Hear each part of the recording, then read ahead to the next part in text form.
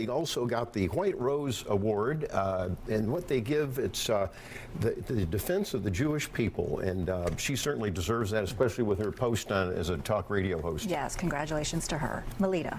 Well, the campaign season is officially on with Saturday's campaign rally for Senator John Ossoff's reelection bid. It was at a music venue and restaurant in Reynoldstown, and he is demonstrating that he will vigorously defend his seat no matter who decides to run against him. The plans to close 5 of Georgia's 34 Social Security offices at a time when more in-person contact is being required makes Doge a loser for me.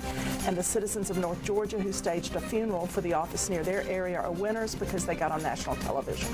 All right, folks, we'll leave it there. Thank y'all. Thank y'all so much for joining us. We'll see you again next week. Bye-bye.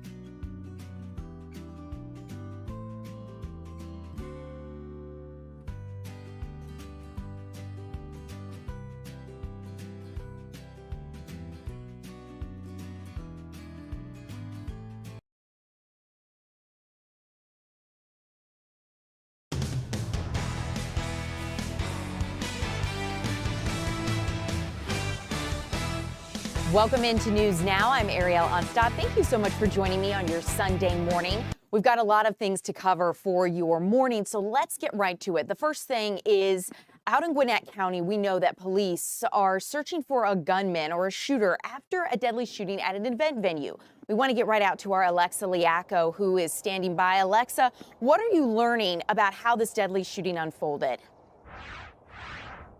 Hey, good morning. We're getting new details from police that this was a birthday party at this event venue behind me.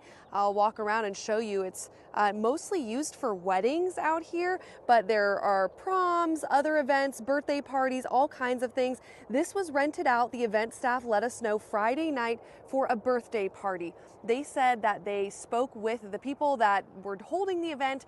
They had agreed on 30 guests to attend the party, but what we now know, police say, and the venue staff are saying that they believe this was a much larger party than what was agreed upon when the event was rented out. They do know that the group who was inside this house had private security for the event, and police say that around 2 o'clock in the morning, people were still here and gathered for this party.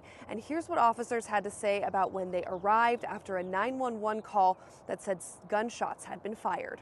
Once units arrived on scene, they noticed that a male was suffering from a gunshot wound. Our officers did render aid by doing chest compression. However, the male was pronounced deceased on scene. And police at this point still have not been able to notify that person's family, so they didn't reveal any information about that person's name, age, or if it was their birthday party or if they were just a guest attending this party. Police did say the gunman took off after that, so they're now looking for that shooter or if there were multiple people involved in this shooting. They're also not giving much detail at this point about what led up to the shooting. Was there some sort of fight, and if the victim and the shooter were known to each other? But we do know that this event venue, the owners rather of the venue said they're very disheartened and devastated to hear about this. They said, that this was probably a much larger party than planned. And even last night, there were people out here coming to take prom pictures just in front of the venue, and they had no idea that hours before a murder had taken place right inside there. Here's what a grandmother had to say when she found out about the events that transpired just before she got there to take her granddaughter's prom pictures. I was like, oh my goodness, should we even be here? It alarmed me. I really didn't anticipate this at all.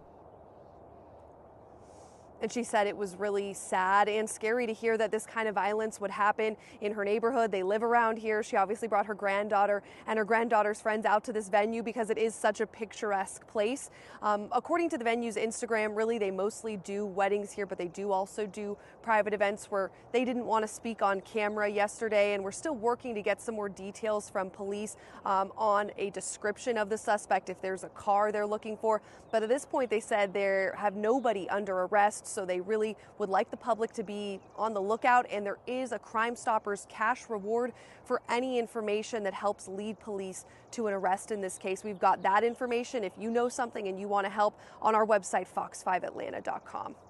Alexa, thank you so much for the update. I think, when people are looking at a situation like this, anytime violence happens in your neighborhood, it's disheartening, right? And, people can worry that maybe this violence is a sign of decline or things to come. But have you learned anything from Gwinnett Police about what violence overall looks like in the county and where that stands? Yeah, we wanted to dig a little deeper because anytime you see, a shooting like this happen in a really quiet neighborhood, you say, oh my gosh, what's going on in the neighborhood? And the woman that we spoke with yesterday said, I couldn't believe this, but crime seems to be on the rise.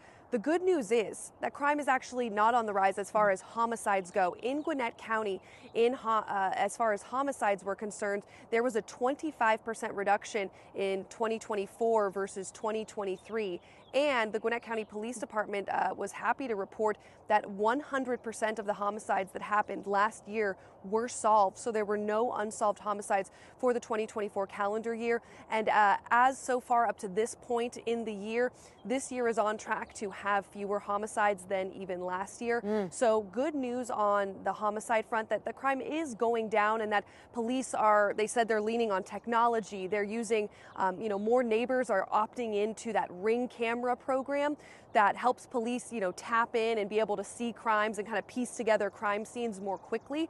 So they credit that, license plate readers, all kinds of technology being more at their fingertips to helping solve crimes, solving crimes faster. So there is, some good news here, and to not want to take one crime out of, all the good work that they're doing to think that, the situation is in decline, because the police really have been on top of it here.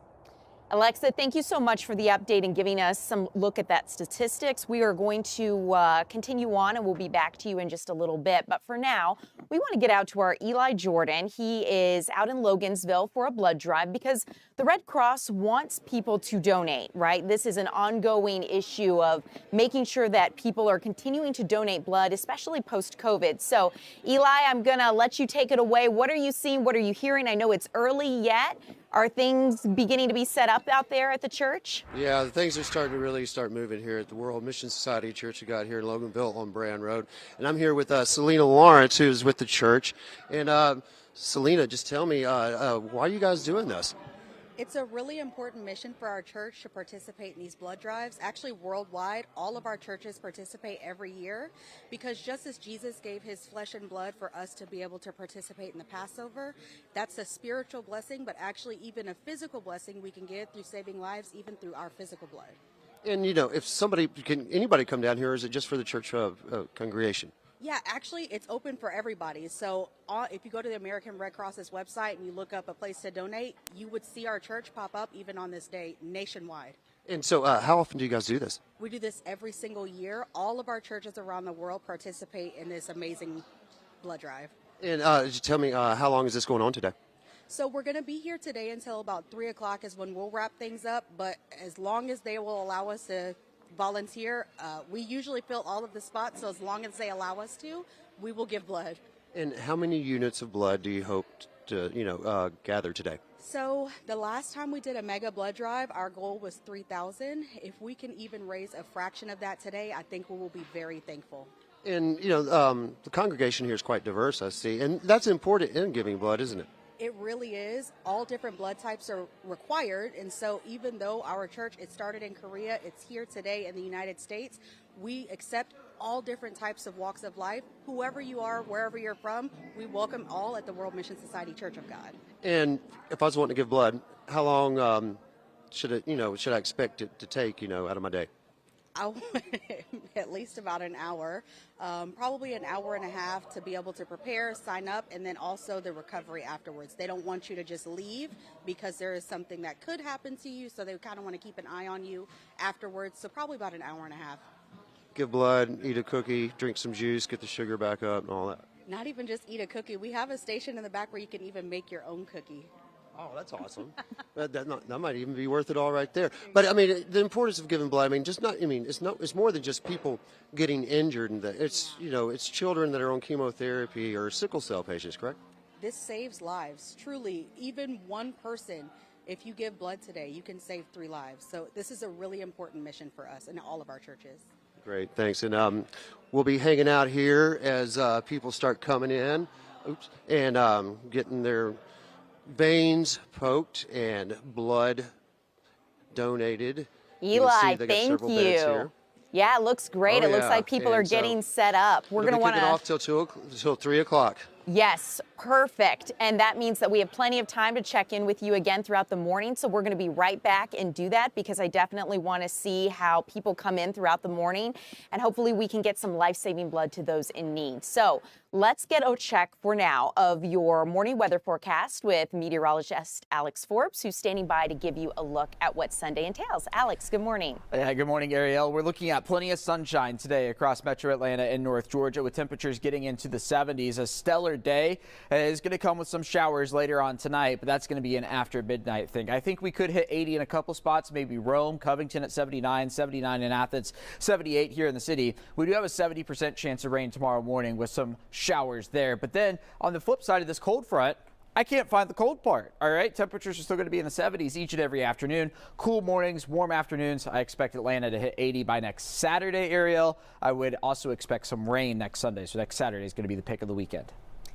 Wonderful, Alex. I cannot wait. After yesterday's weather, I definitely want more of that. So hopefully we have more in store. Thank you so much.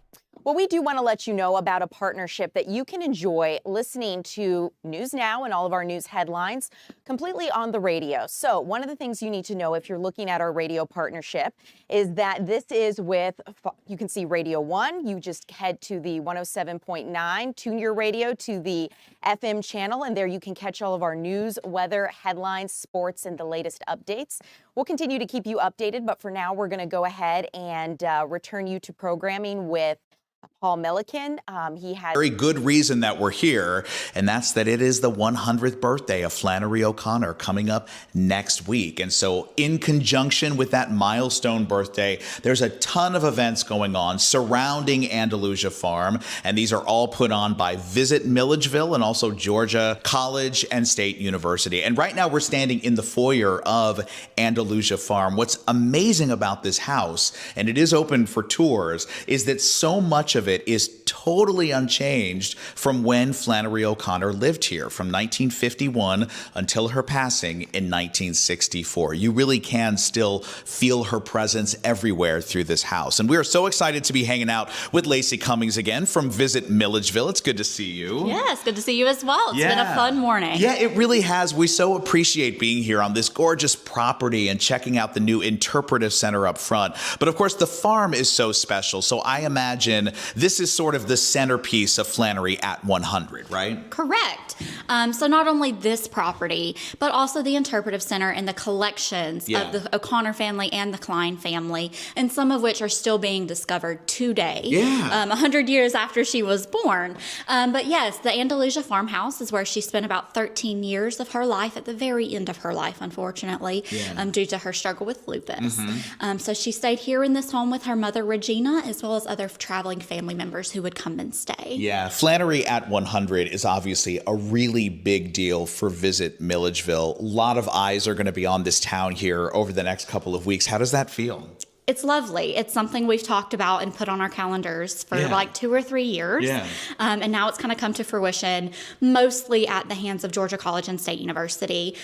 We have helped to bring some media here in town, including you all this morning and all of your viewers here with us. But we are so excited for next week and this whole 100th celebration. It's actually 3 months of events, but there's a ton of events next week here in town, from scholarly things to artwork things, and then some singer-songwriter fun stuff and festivals and birthday celebrations. Yeah. It's just such a celebration of not just Flannery O'Connor, but just this entire area, which so strongly influenced her as well. I want to walk into her bedroom because, again, this really is as she left it when she passed away in 1964. Talk a little bit about this room and some of the features of this room. Yeah, so this room was formerly the parlor of this home.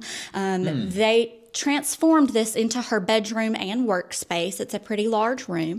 And because she was unable to really get out and up into stairs, she wore crutches for a period of time, and so she could not really get around on the properties very well. Yeah, and those are her actual crutches right there, right? Correct, yes. Yeah, it's amazing to see those. And then the workspace is really unique too, because I don't know, maybe this is just my imagination. I would think a writer would be looking out a window, gazing out. And she was not like that at all. She didn't want to be looking out a window, right? No, she kind of created her own version of the 1950s cubicle here in her space.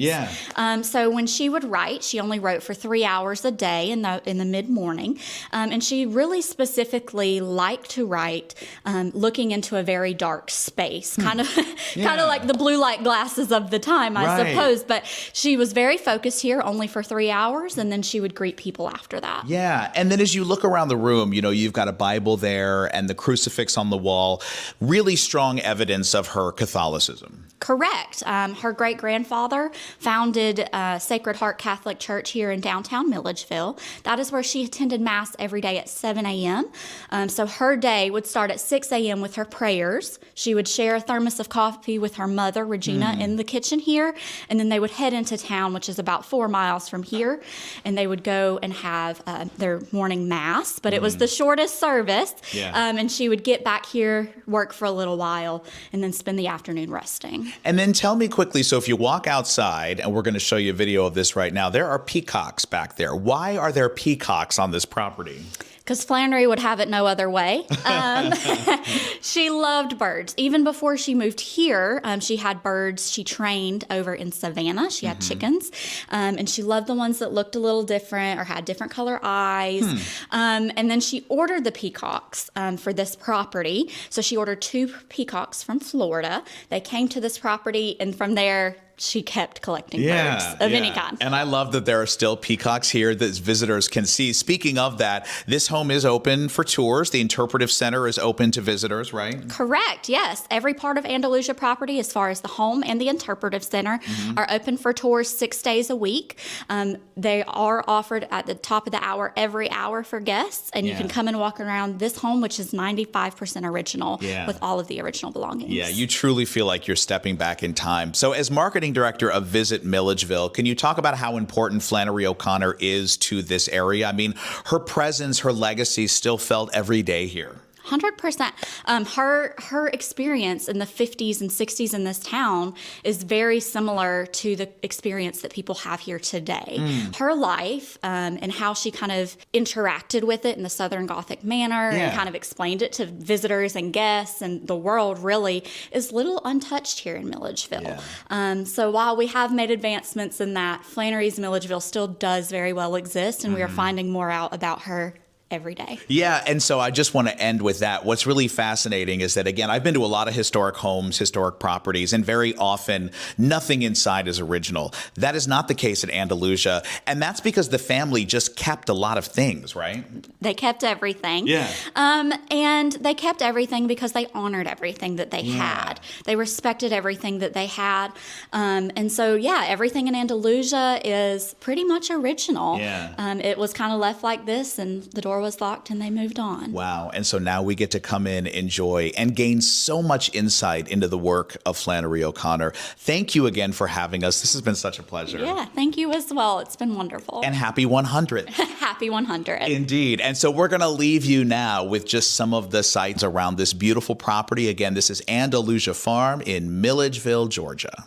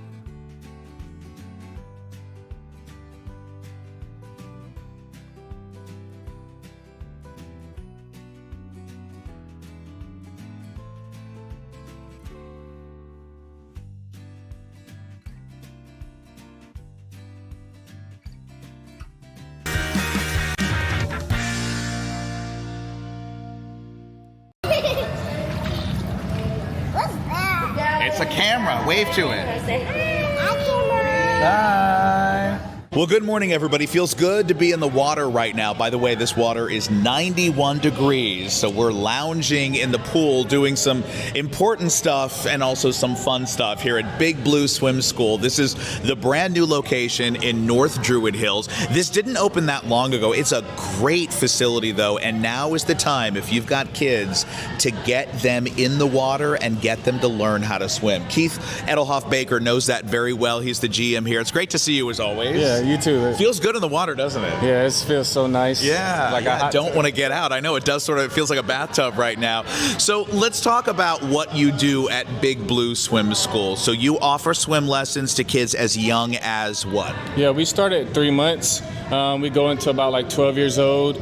Also, like, we like to celebrate big moments here. Like, we want the kids to feel like they achieve something, to, you know, anything that they decide to do in life, like, they know that they can do it and not give up. So that's very important. I mean, you really like feel the accomplishment as you get better and better when you're learning how to swim. So you say as young as 3 months old. We've got some very young kids behind us. What do you do with kids that young? What skills are they learning? Yeah, we're just getting them acclimated to the water so that they feel comfortable, and seeing other kids like practice their breath control, which we use like balloon face and back floats, so we call that starfish, and just really just being comfortable and acclimated is what we're trying to get them.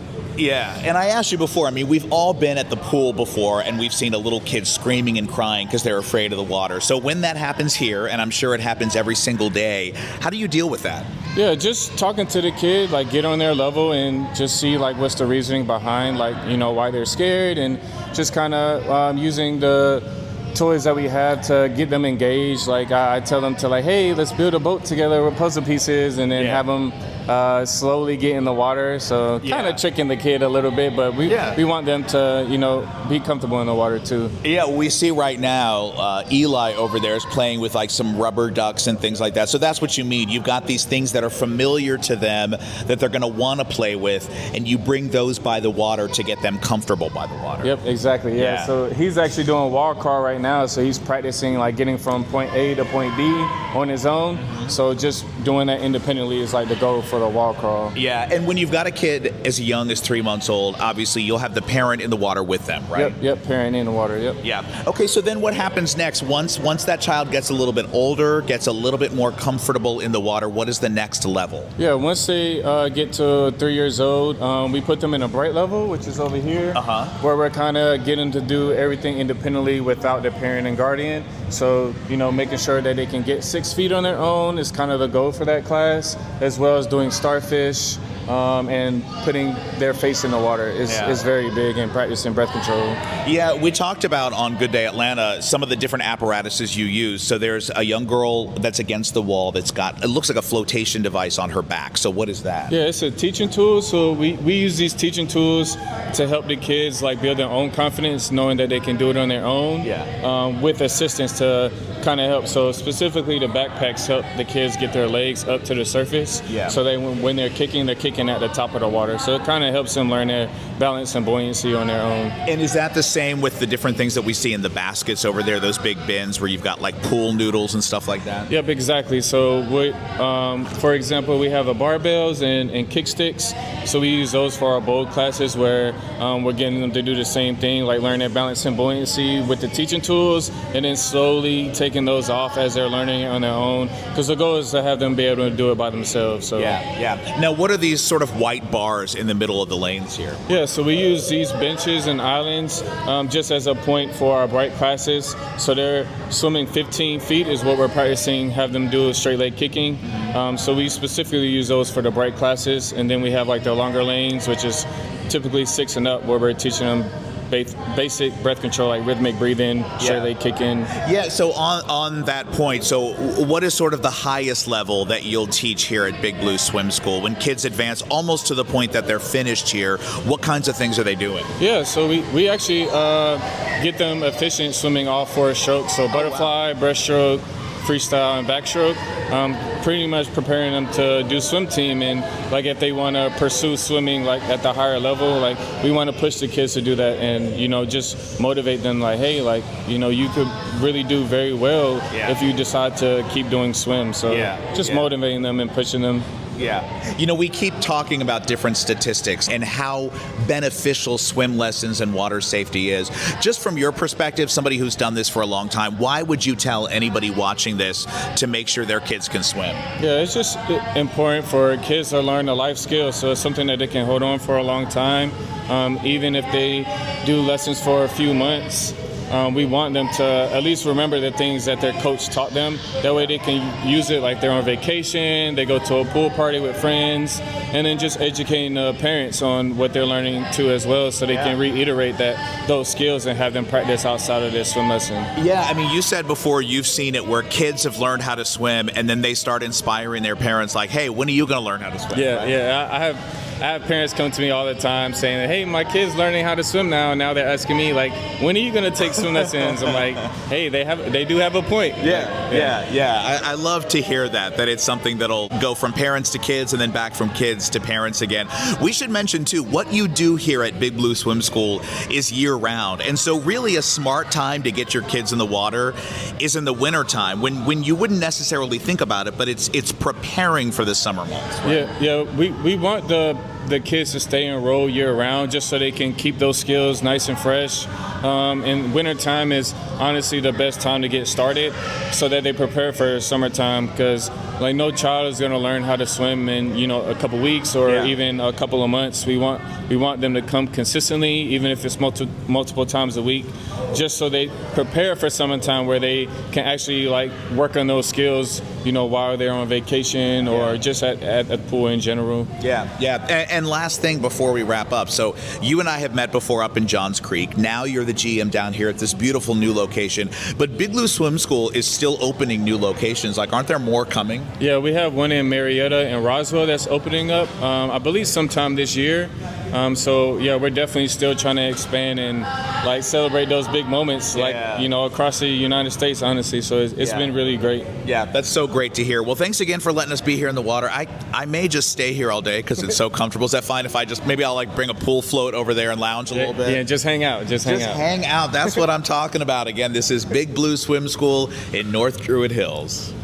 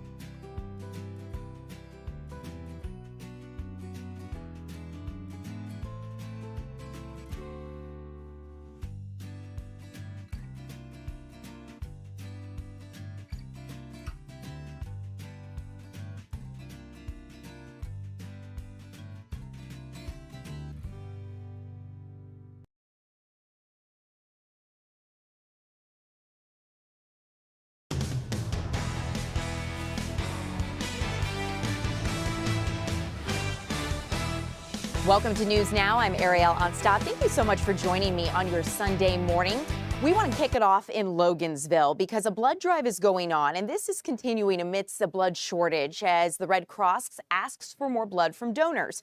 So our Eli Jordan is out at a church there in Loganville. Eli has been catching us up on what to expect throughout the morning. So Eli, good morning. Great to see you.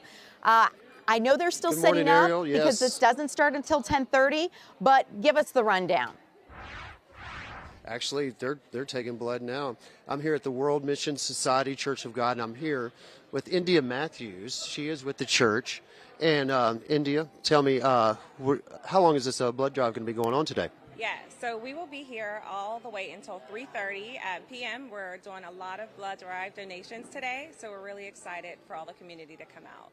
And so you guys have done this before, correct? Yes, so every year we host our annual blood drive in preparation for the Passover in order to give love and blood to our neighbors who are in need.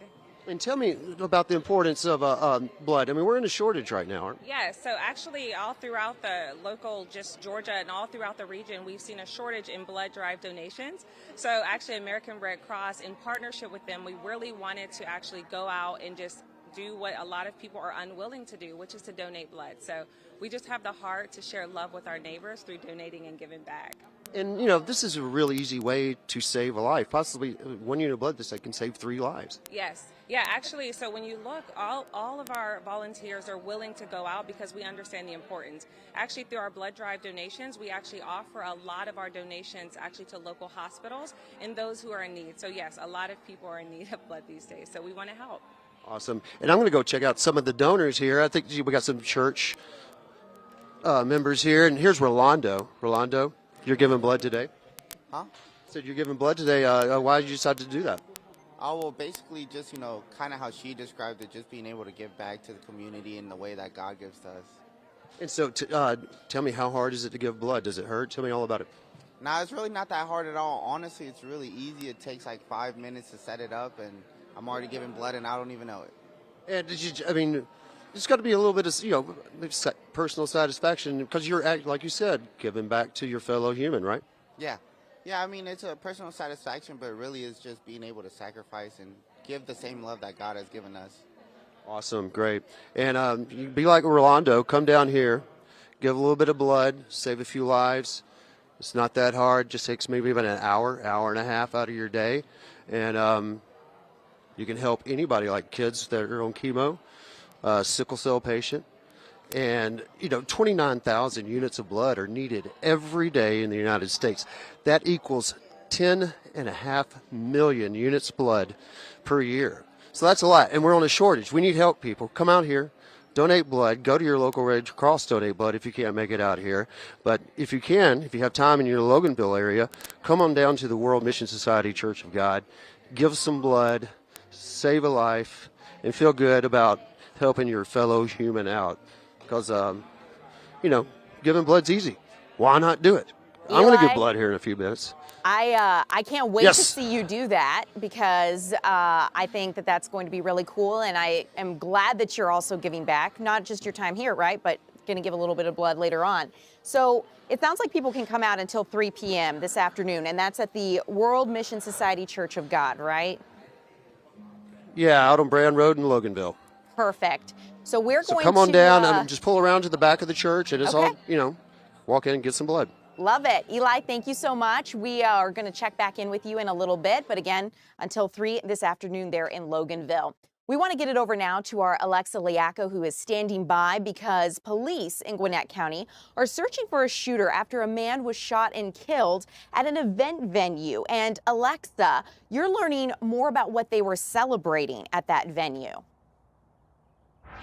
Yeah, the police and event managers here at the Love to Dream wedding and event venue said this was a birthday party. Originally supposed to be a good size event, about 30 people, but the event venue managers say they believe this party got a lot bigger than what was originally agreed upon when they signed on to have this party. They said the party had private security and there is surveillance video. Police did say this morning that they are now going over surveillance video of the event, trying to piece together what led up to this shooting that left one man dead and to try and figure out where that person now is. They are still looking for the gunman this morning, but this all unraveled Saturday morning around 2 o'clock. And here's what police say they found when they arrived to the scene after that 911 call about gunshots being fired. Once units arrived on scene, they noticed that a male was suffering from a gunshot wound. Our officers did render aid by doing chest compression. However, the male was pronounced deceased on scene. And at this point, police are still not revealing that person's identity. They want to make sure their family is notified and aware of what's transpired. Now, this is really a wedding space. You can see how beautiful it is here. Last night, people came to take pictures for their prom right outside of this venue, not having any idea that a murder had happened here just hours before. We spoke to a grandmother who brought her granddaughter and her granddaughter's friends here to take those photos, and she said she was just devastated to hear that something like this could happen in her neighborhood. I was like, oh my goodness, should we even be here? It alarmed me. I really didn't anticipate this at all. And police are still looking for that gunman, so they are asking for the public's help in this. At this point, they didn't say if there was a danger to the public, if they believe that person might be a danger to others, or if the victim in this case and that shooter knew each other and there was some sort of argument that unfolded at the party. So a lot of questions still remain at this point in time. But the Gwinnett County Police Department did say that there is a Crime Stoppers reward, a cash reward for anyone that has information that could help lead them to an arrest in this case, and we've got that information listed at fox5atlanta.com if you would like to help the police. Alexa, thank you so much for keeping us updated. We're going to check in with you throughout the morning to see if police are giving you any further updates. But for now, we're going to bring it back here to the studio where I have meteorologist Alex Forbes, who is giving us a check of the weather for our Sunday. And Alex, I don't know if you guys agree, but yesterday was just chef's kiss. Perfect. You're going to love today then, because we started off cool yesterday morning and we're going to continue to warm up through the day across Metro Atlanta and North Georgia. And we're already doing that now. We're at 54 in Atlanta, 45 in Canton. Blairsville's kind of been the odd one out. They're still at 39 right now. Yeah, 42. Sorry, Blairsville. I know. And I think we're going to take a road trip to maybe Griffin, because I think they're going to get close to 80 today. Here's your hour-by-hour forecast. All right, so we're going to be in the 60s in short order. And then look at that, 76 by 3 p.m. I do expect to hit 78 for a high temperature today under mostly clear skies. Rain is going to hold off until the overnight, so we are looking at that through the overnight, but get outside and enjoy it today.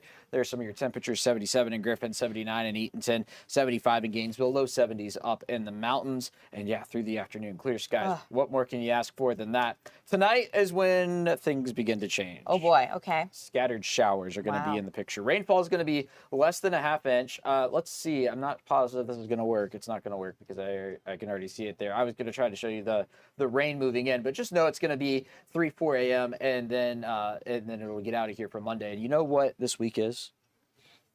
First week of spring?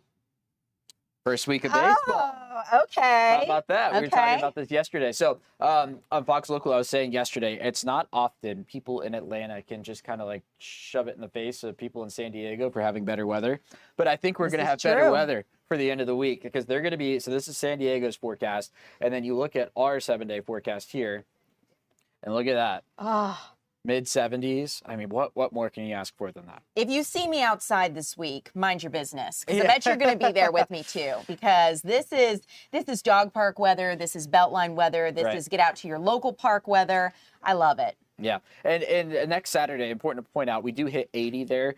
So after this rain tomorrow morning, right, we don't really cool down all that much. I would expect more rain a week from today on Sunday. So that 80 and the cloudy skies are going to be ahead of some showers on Sunday. So as you're planning your weekend, I think Saturday is definitely going to be your pick there. And as we head in, I know that weather's going to get a little bit more unsettled probably as we head towards those spring months. Happy spring, as we know all too well here in Atlanta and in North Georgia. So Alex, thank you so much for letting us know. We're going to continue to keep you updated on your weather throughout the morning. But I do want to let you know about a radio partnership where you can listen to more weather headlines just like this one with Alex and I. You can see the details there. Just tune your radio to 107.9 FM, and you can listen to Radio 1 where we will have more news now. Enjoy this. We're going to take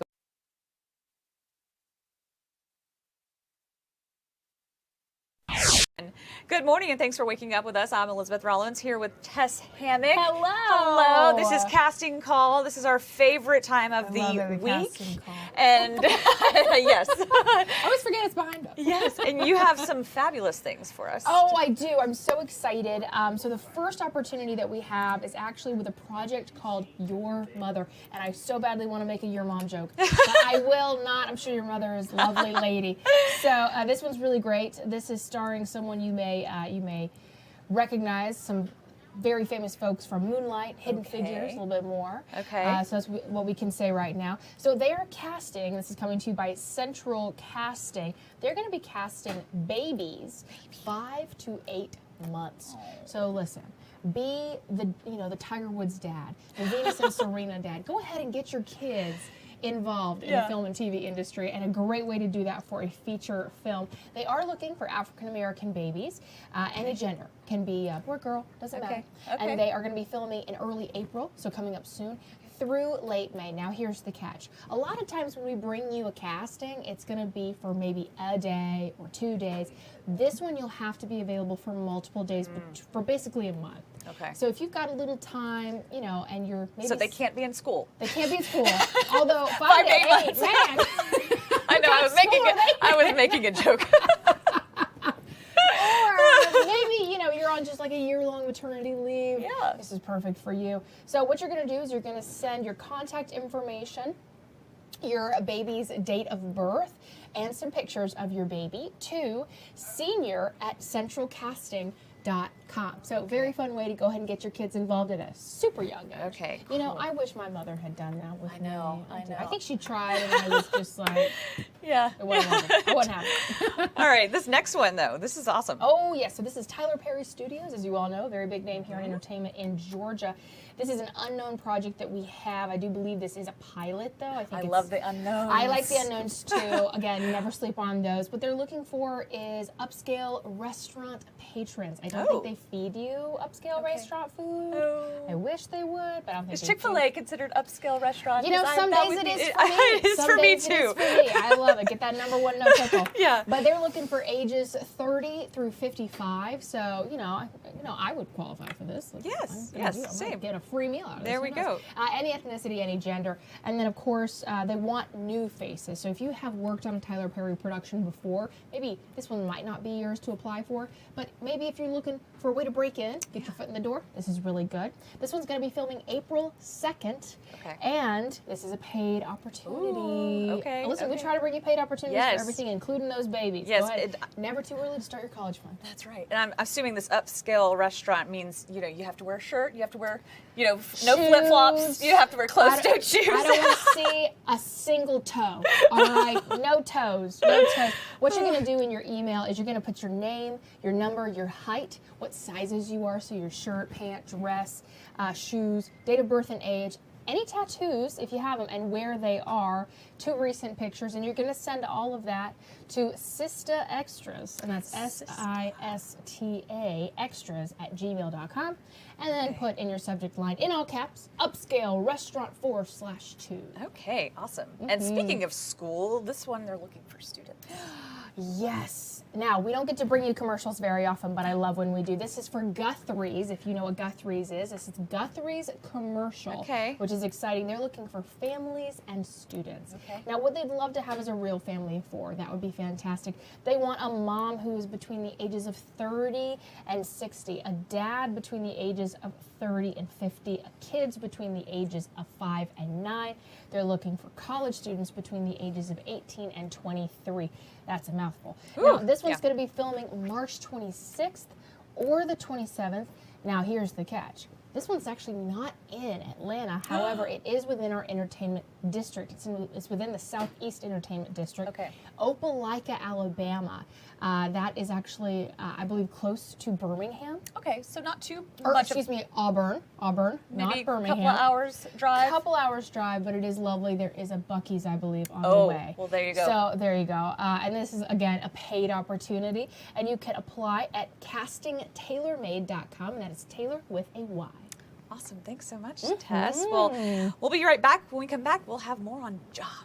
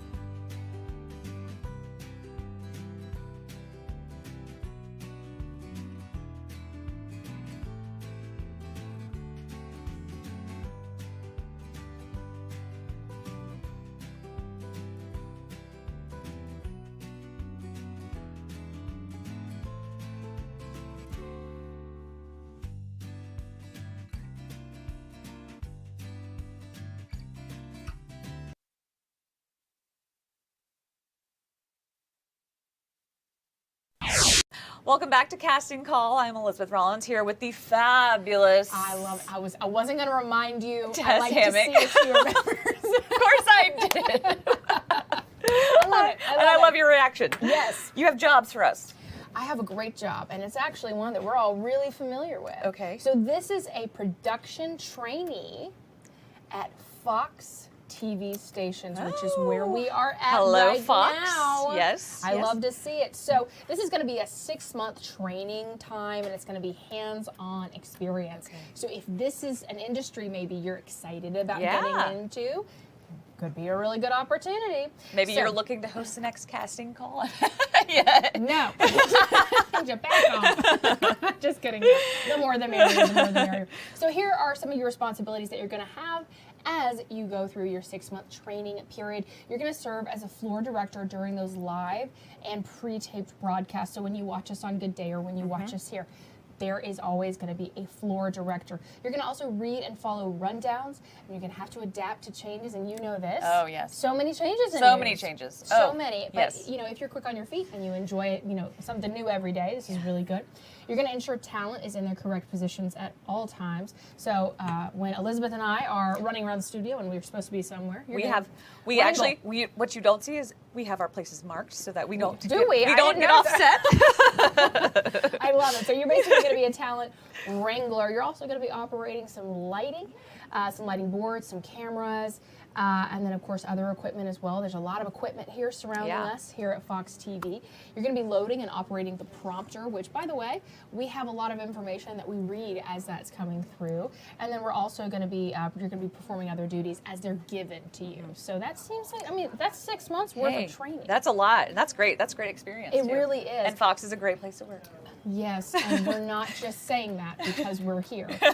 No, we really do. We really do agree with that. But here are your qualifications. If this is something that maybe you're interested in, maybe something you're looking forward to getting into, then what we're looking for is someone with excellent oral and written communication skills.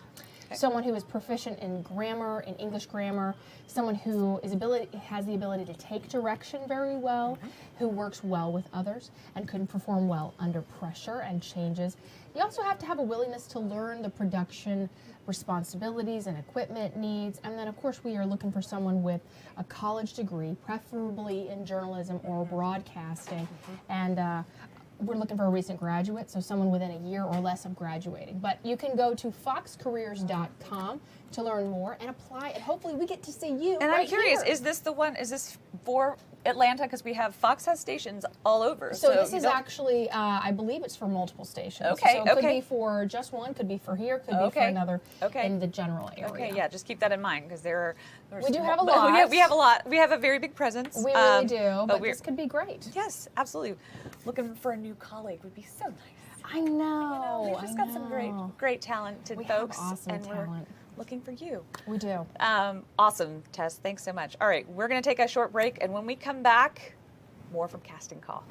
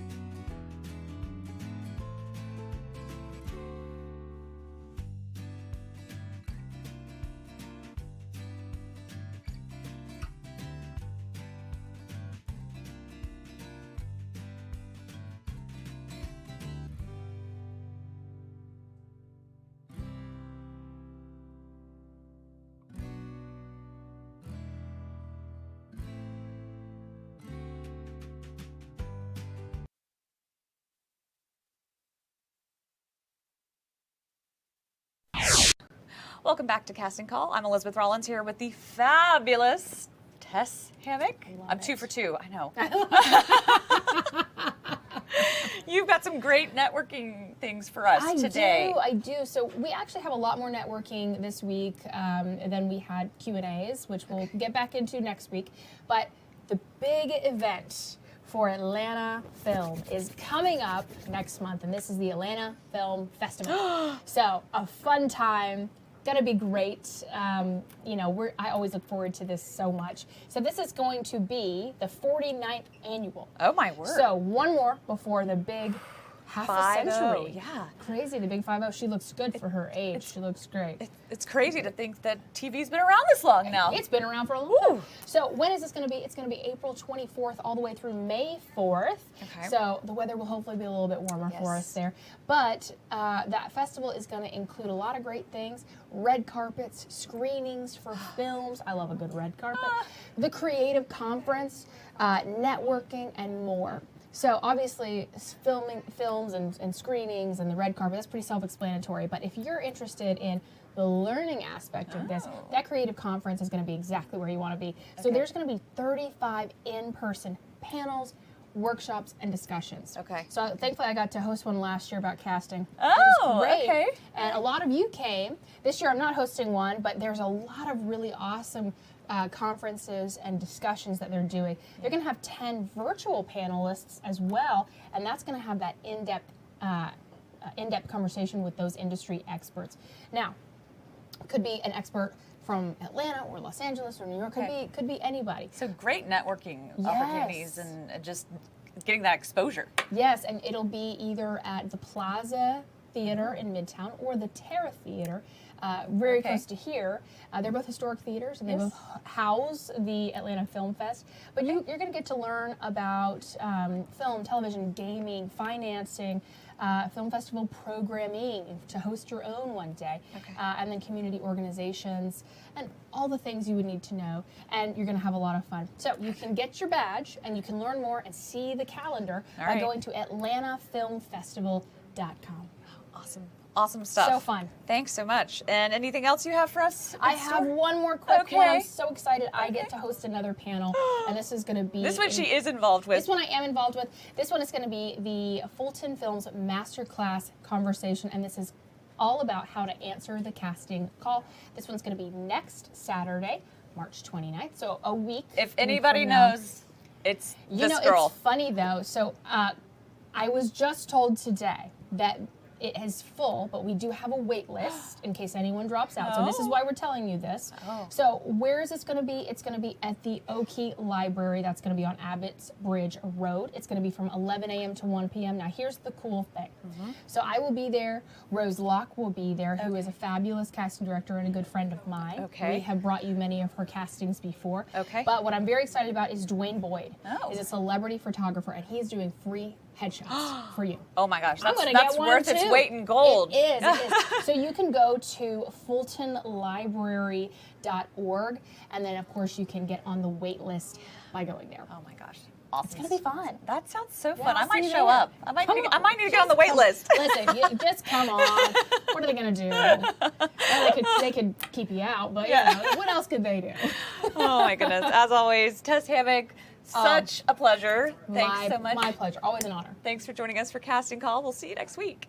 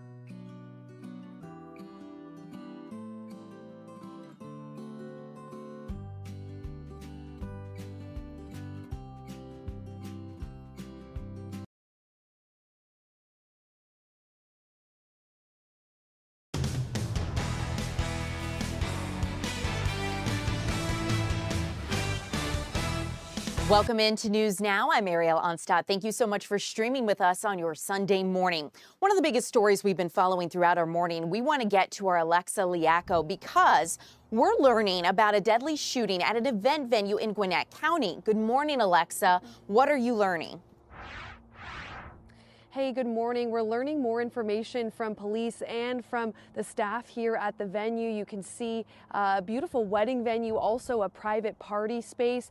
And the managers here let us know that this was booked for a birthday party for an event on Friday. But late into the early morning hours on Saturday, around 2 o'clock in the morning, somehow gunshots went flying and police officers were called to the scene by somebody here at the party. Someone called 911 and asked for help. When officers arrived, here's what they found. Once units arrived on scene, they noticed that a male was suffering from a gunshot wound. Our officers did render aid by doing chest compression. However, the male was pronounced deceased on scene. Officers say the gunman then took off at that point and other people dispersed from the party, but they did say they got some surveillance video from the venue, from the surrounding area, that's hopefully going to help them track down the cars they need to look out for and that shooter and potentially anybody else that may have information. But even last night, you know, people come out to this venue to take photos for big events as well as holding events here. And we spoke with a grandma who brought her granddaughter and her granddaughter's friends out here to take prom pictures. She had no idea that hours before they were there to take photos at sunset that a murder had taken place. Here's what she had to say. I was like, oh my goodness, should we even be here? It alarmed me. I really didn't anticipate this at all. And police right now combing through that surveillance video and asking for the public's help to try and piece together what led up to this shooting. And they still have not released the identity of the person who was killed. They want to make sure that person's family is up to speed on all the events that have taken place. But there is a Crime Stoppers reward available, a cash reward for any information that helps police get an arrest in this case. We've got information on how you can help out on our website, fox5atlanta.com. Update, and I want to know if you can give us a quick overview of what it looks like when it comes to these sorts of situations, right? Because a lot of people hear about violence in areas that don't normally see it, and they get concerned that this could be part of a greater trend. But do you have any data from Gwinnett County Police that would actually kind of support that idea? Yeah, when we spoke to that grandma that came out here, she was like, oh my gosh, I can't believe it. It feels like, you know, bad things are happening all around us. You know, what's going on here? And people often have that reaction when something bad happens in their neighborhood is, wow, it sounds like this is, you know, starting to happen more and more and coming closer and closer to home. But the good news for families and people living in Gwinnett County Police actually released a report at the beginning of this year, and their homicide rate for 2024 was down 25% from 2024 versus 2023. There were 40 homicides in 2023 versus 32 homicides in 2024. And the good news is about all of that, if there can be any good news in you know, discussing homicides, but police solved 100% of homicides that happened in 2024 in Gwinnett County. So some really big strides there made in crime solving rates here in Gwinnett County. And police say that there's a lot of reasons for that. And I found this really interesting. They said not only do they have, you know, better training for their officers, they've invested in, you know, deeper, more intensive training for their detectives on the latest technology to process crime scenes. But they also have leaned into more technology that's helped them catch up with people that know something about crimes or are responsible for crimes.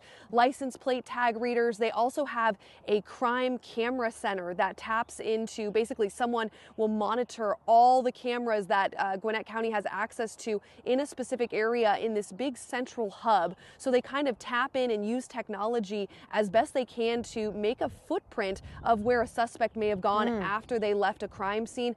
They also said they have a program where residents can opt in to offer their Ring cameras as, you know, police to use. So they can opt into this program. It's not mandatory. Yeah, it's very interesting. So people can really help solve crimes even from their front porch. Yeah, Alexa, thank you so much for giving us that update. I'm sure that people who maybe hadn't heard of this before may be doing some research on that after this. So thank you. We're going to be checking in with Alexa throughout the morning, but for now, we want to get over to Eli Jordan, who is out in Loganville, where Eli is tracking the use of a very important, I guess you could say, liquid, and that would be blood, right? He is tracking how people are coming in. Liquid Life, and donating it. So, Eli, what's going on? Are people donating blood right now? Oh, yeah, people are donating blood. I'm here at the World Mission Society Church of God, and I just signed up with Lauren with the Red Cross here. I'm going to be donating blood later, and I'm here with India Matthews of the church. India, tell me, why are you guys doing this today? So we really, we always do our annual blood drives, but once we heard there was a shortage across the nation for blood drive donations, we really just wanted to give back to our local community and make sure that those who really need blood, they have the opportunity to receive it.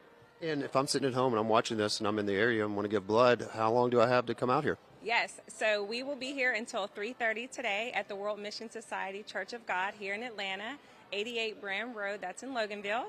You're more than welcome to come and donate blood. How long does it take to donate blood? How long should I expect to wait here?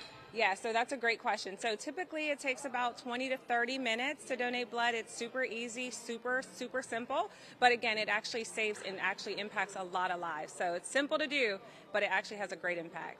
And, when we think about blood, we think about, tragic, traumatic accidents, car wrecks and things like that. But it's more than just that. I mean, it's people need it to, have a livelihood, I guess, with cancer patients, sickle cell patients. Yes.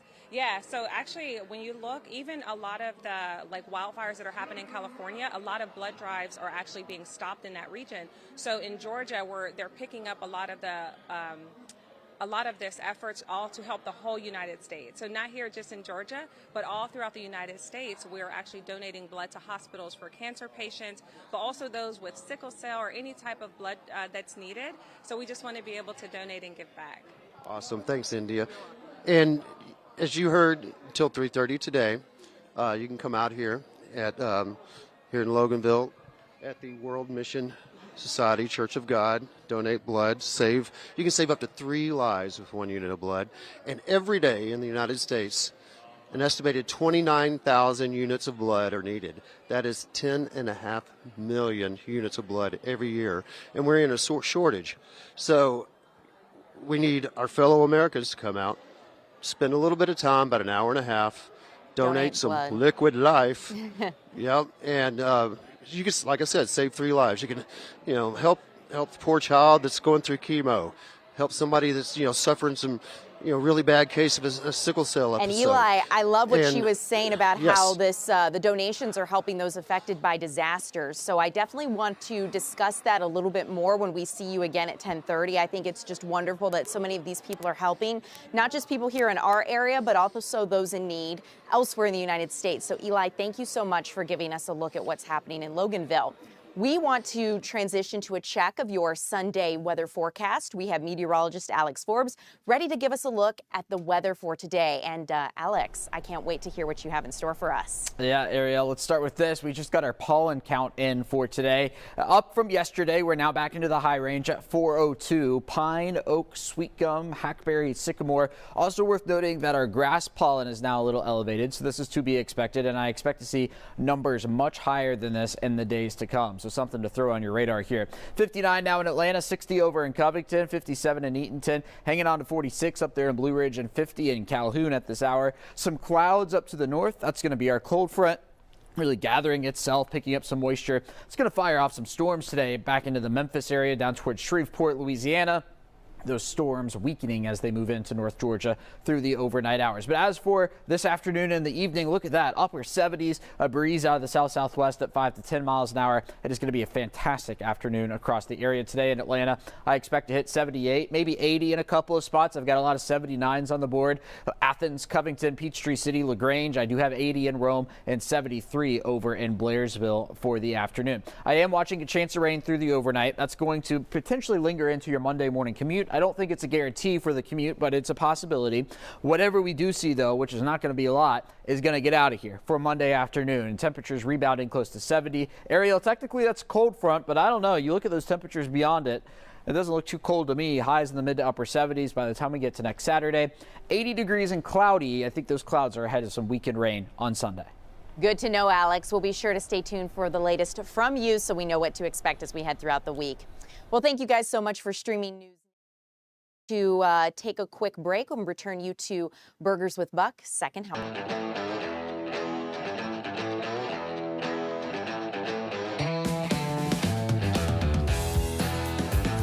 All right, this week, Burgers with Buck, we are in Grant Park. We are directly across the street from historic Oakland Cemetery. We are at Fire Pit Pizza Tavern, and I'm hanging with my new friend, Sean. Sean, how are you today? Good. How you doing, Buck? I'm doing great. So the segment's Burgers with Buck, so people are like, wait a second. Fire Pit Pizza Tavern. Y'all are known for pizza and wings here, too, aren't you? Yeah, we are known for our pizza and our unicorn wings. Primarily, people love them, but every once in a while, we're known to slide a burger onto the menu, so that's what we're doing for you today. I like the way you think. Before we get to this, I want to ask you a little bit about this place. I mean, you guys have been here about 3 years now. I'm sure you've seen this area. It's just boomed, and this neighborhood has changed so much, and what a cool part of town it's become. Yeah, absolutely. It started to bustle with a little more activity. It used to be that you only had a couple restaurants over here, and now we got tons of housing, tons of families. We've been really lucky to be in on the front end of that and to become a part of the community and grow with them. So, I mean, burgers are popular, right? People love them, and they're on the menus of all kind of different restaurants. But why in the world do you guys decide to, as you say, slide one on the menu every now and then? Every once in a while, you gotta have an item to have some fun with, and burger's the perfect vehicle for that. You know, it gives us something that we can that I can be a little creative with, and something that's usually not on the menu. So. All right, tell me what you call this one first. We're calling this the crispy prosciutto burger. It's a double diner style burger, so smash patty, a little bit of goat cheese, some garlic mayo, crispy prosciutto chips, arugula, and a house-made red onion marmalade. Found pretty high too, isn't it? Oh yeah, it's stacked. You're gonna have to unhinge your jaw for this one. It's not my first burger, but I am a little concerned, I'll be honest with you. You know, who hangs out here? Tell me about the place. I mean, who tell me about your, you know, the weekends. I've heard about lines being wrapped around the building and that kind of stuff. Oh yeah, absolutely. We are known for being a pretty all-inclusive bar and pizza tavern. The owner, Leslie Cohen, is pretty prominent in the LGBTQ community.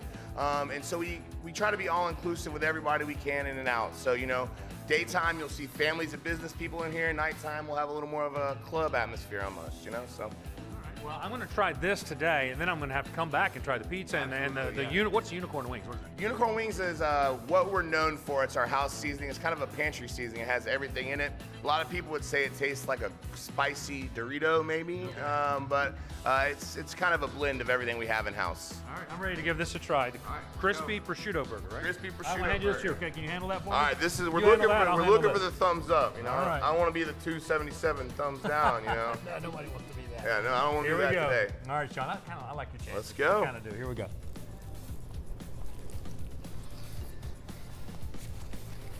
A little bit of green in there, you know, some fiber is good for you every once in a while. I want to get some health food in there, right? Yeah, got to have something healthy in the burger. Offset it. You know what, Sean? It's really good. I like really it. good. Like yeah. it. You send it back to our Good Day Studios. All right, I'm going to everybody. finish it. Yeah. Hope you have a great day. Come check us out at Fire Pit Pizza Tavern this weekend. All right, we're just getting started on Burgers with Buck's Second Helping. We're going to check out one more place that's best known for pizza. They know how to make a delicious burger as well.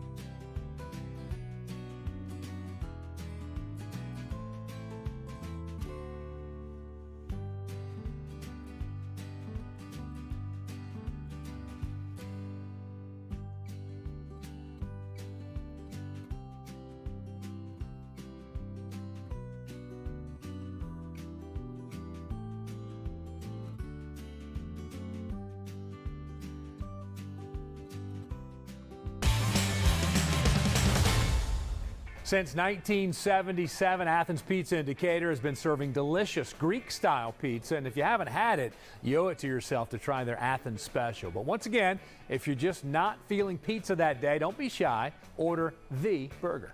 All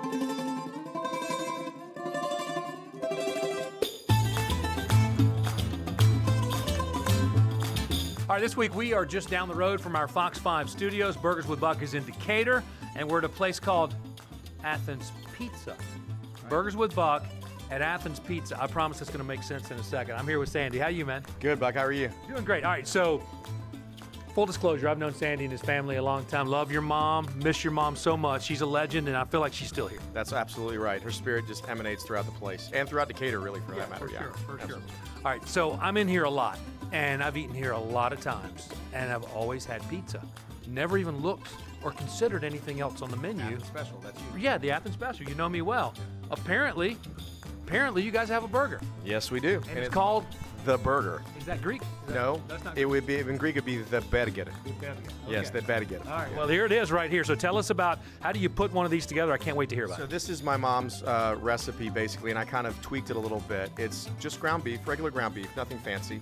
We put chopped onion in it, chopped parsley, a little bit of Parmesan cheese, a couple of eggs, and salt, pepper, and garlic, and that's it, basically. And it's in Greek or in Greece, it's called a beefsteaki.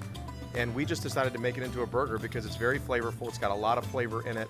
And then we put the roasted red pepper feta spread on top of it on a grilled ciabatta roll that is with garlic butter, just a little bit of garlic butter, and it's nice and crunchy. The flavor is just outstanding. And, you know, you be the judge and tell me if you like it. All right, I got a bone to pick with you because I've been coming in here for years, right? And we're coming up on 200 burgers. And the last time I was in, is the first time you ever mentioned that you guys had a burger on the menu. And you know I never look past the pizza page. And that's, you know, it's something that is very, very hidden on the menu. And our pizza's our staple. Our pizzas, gyros, and all that stuff that we've got. But the burger is something that we really wanted to kind of exploit a little bit because it's actually very, very good. And it's something that's not as traditional as the regular burger that you have with little patties and, you know, cheeseburger and all that. This is a Greek burger. Right. And if you like any flavors of Greece, that's basically just an entire flavor of Greece right there on the plate. And the timing couldn't be better to talk about this week because of the Greek Festival. That's right. The Greek Festival is this weekend, September 27th through the 29th, at our church right down the street on Claremont Road. And we are a very integral part of that. We do a lot of stuff in food preparation for it. And we'd love to see you guys there. I want to get some of those little donuts too. What are those called? Lukumades. Yeah, lukumades, the dough fritters with honey and cinnamon and walnuts on top. It's awesome. It's but first, I've got to taste the burger. How do I say it? The burger. The burger. Okay, I'm gonna give this to you. Okay. All right. Here we go. All right, he's putting the bun on top. There it is, right there. All right. I'm gonna just kind of Americanize it a little bit. It's called the burger. That's right. Does that work? There we go. The burger. That's right. Here goes nothing, Sandy. Oh my God. I didn't know that anybody could actually make a bite that big, but apparently you can.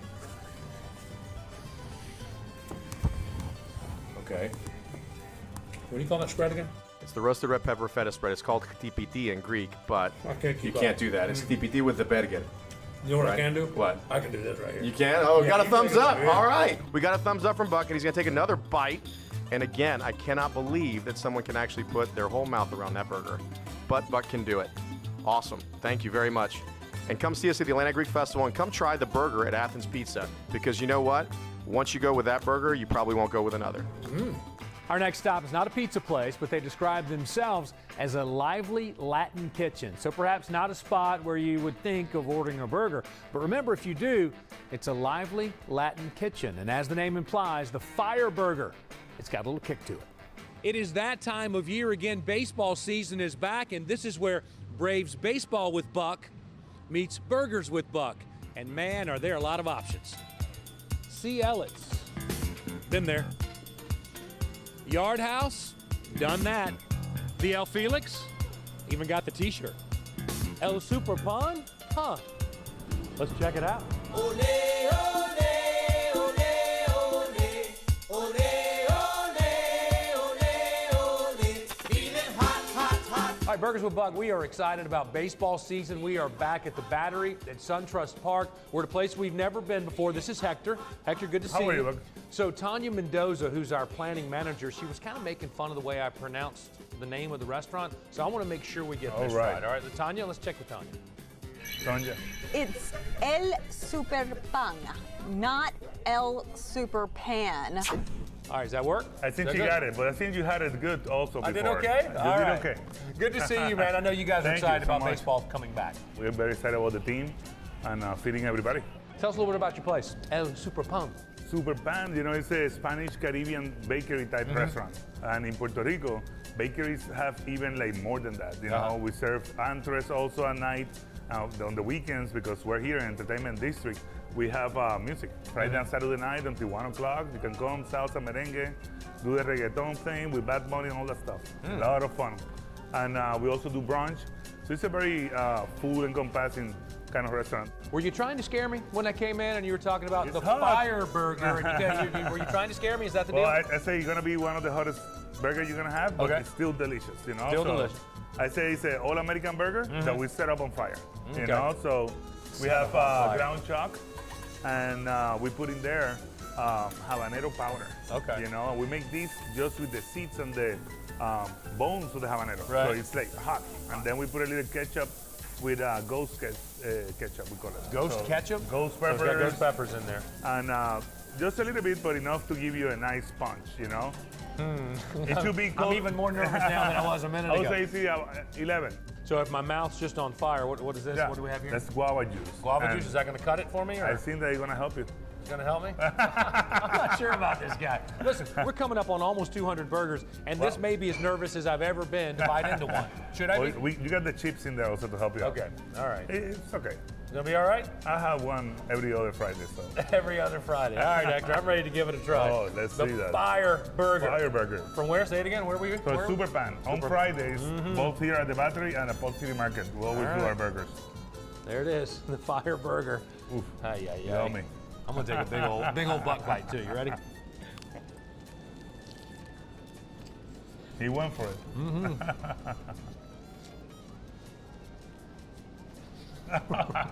Oh, here it comes.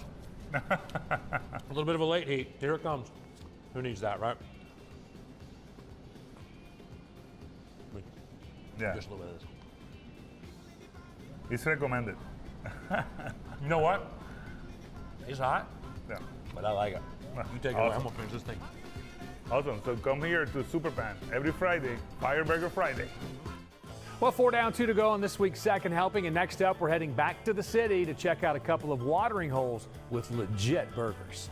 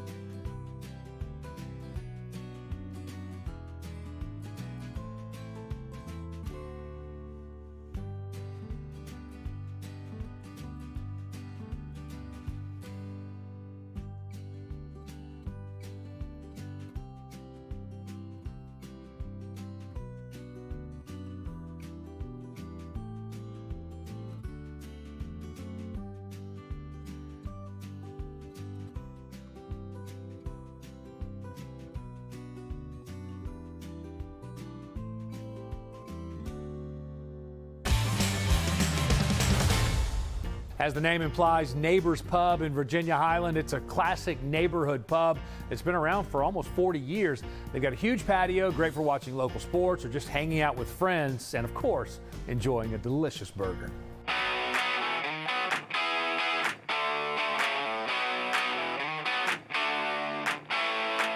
All right, this week, Burgers with Buck. We're just really kind of down the road from our Fox 5 Atlanta studios. We are in Virginia Highland. We're at Neighbors Pub. I'm hanging out with Adam, the executive chef. What's up, man? What's going on? How are you? Doing all right? Doing great, doing great. All right, you know, when you think of that, okay, I'm going to date myself a little bit. I remember coming to Neighbors Pub a lot of times back in the day.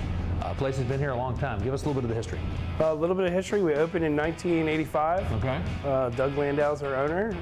Him and his brother opened this place. I think it was their first restaurant. Yeah, so I mean, it's a cool place, and you think of it as perhaps a bar or a nighttime place, but what you may not realize is it's a good place to get lunch too for families, for anybody, right? Tell us about the lunch crowd. We have an open patio. We're real dog friendly. Bring your kids and enjoy the weather outside. Yeah. We have football on Saturdays, on Sundays. I mean, that's a great time of year to be enjoying the patio for sure.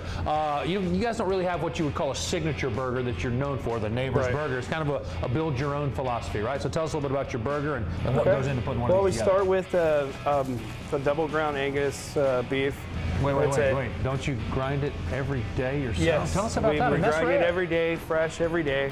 It's an 8-ounce burger. Really juicy, really satisfying.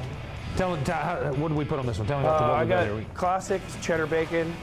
Everybody likes a classic burger. We have a green leaf lettuce, a little tomato, a little onion. Yeah, as far as the menu, how popular is this on? Oh, gosh. Do you have any idea how many did you go through? Probably about 200 or 300 a week. Really? Okay. Yeah. All right. I'm only going to go through one today. But, there's always tomorrow. There's always tomorrow. You guys, Halloween, you got some big events coming up. Oh, yeah. Halloween, we have 2 major pub crawls. We have sign up Friday for our first Halloween pub crawl. Mm-hmm. And then Saturday is around 6 o'clock, too. I do believe sign-ups also here at Neighbors. Okay. I can't think of a better thing to do than eat a giant burger before you go on a pub crawl. You know what I mean? Yeah. I'm ready to taste it. It doesn't really have a name, does it? The Build-A-Burger. Should we name it? Can you think of something? Called Buck's Burger. Buck's Burger. I like the way you think. Here we go. Buck's Burger or the Build-A-Burger from Neighbors Pub. That's a half pound. That's a mouthful right there. Fortunately, it's not my first burger. Here we go. You ready? You ready? I'm ready. You ready?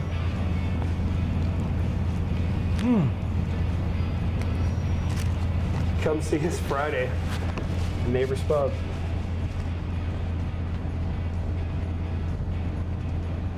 Come see him Friday. Yeah, come see you on Friday. Thank you for watching Burgers with Buck Second Helping as we look back on some of our great burger memories through the years. If you've got a favorite burger you'd like to see featured, just let us know. Follow us on Instagram at Burgers with Buck. And don't forget to watch Burgers with Buck Friday mornings at 8:20 on Good Day Atlanta. And until next time.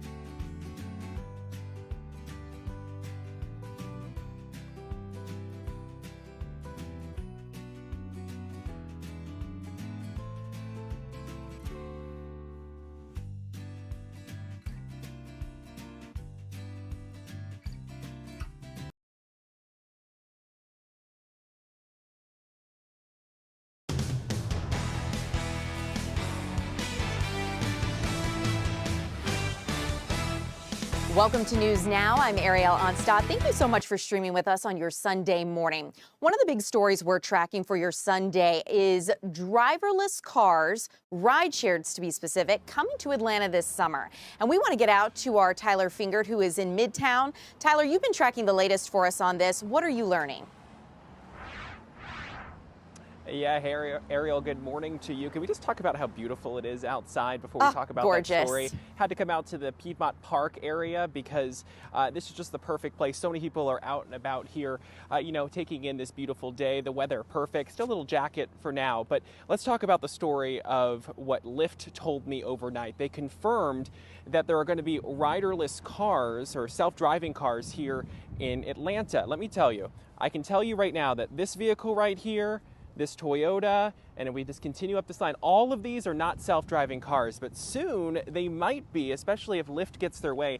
I want to go to video that we obtained from May Mobility, which is going to be the company that they're partnering with. Lyft told us overnight that it has partnered with May Mobility to bring its autonomous vehicles to the city starting this summer. In just a matter of months, Lyft says Atlanta riders will have the opportunity to be matched with a fleet of self-driving Toyota Sienna minivans. And Lyft plans to start here in Atlanta, but add other cities like Dallas as soon as next year. And so you may be wondering, this sounds familiar, doesn't it? Well, Uber is another company that is also partnered with another tech company, Waymo, who is trying to bring self-driving cars to Atlanta. They told us last year that they are planning to test the vehicles in Atlanta, and they have been testing the vehicles in Atlanta. They have drivers on the road or in the seats of those cars right now, but eventually they are planning to remove them. And they told us last year that in 2025 they would welcome public riders before gradually expanding throughout the year. It's unclear, though, if Waymo cars are driving autonomously yet here in Atlanta. But so technically by summer, maybe sometime this year, we could have 2 different rideshare companies offering autonomous vehicles. And obviously you'll have a choice. You'll be able to either when you book your ride, either with Lyft or Uber, you'll be able to say, oh yeah, I'll take a self-driving car, or I'll do a regular ride. Because a lot of people, you know, maybe still don't feel comfortable yet, Ariel, to be able to be in a self-driving car, which is understandable technology. Well, Tyler, you know, I think you hit the nail on the head with, I see the Waymo cars out all the time, and I'm curious, what do people really think about driverless and autonomous vehicles? Because I think the sentiment I always hear from people is that they're scared to ride in one of these. Oh, and you are exactly right. And the fact that you asked that question is actually perfect, because overnight, as we were putting together our newscast on Fox 5 Atlanta from 5 a.m. till 8:30 this morning, I was doing some research and I found AAA told us that, or did a survey, and I want to put the information on your screen. They put out a survey, or released the results of that survey back in February, saying that basically 13% of U.S. drivers say they would trust riding in a self-driving vehicle. That doesn't sound like a lot, but they said that number is up slightly from last year. And then obviously there are people who said that they wouldn't feel comfortable at all being in a rideshare vehicle. So that is obviously something that they're going to have to be monitoring. But the good news is, according to that survey, things are slowly increasing. So there is some good news there for these tech companies like Waymo, which is owned by Alphabet, and then obviously May Mobility, which are trying to make self-driving cars a thing that a lot of folks would want on the road.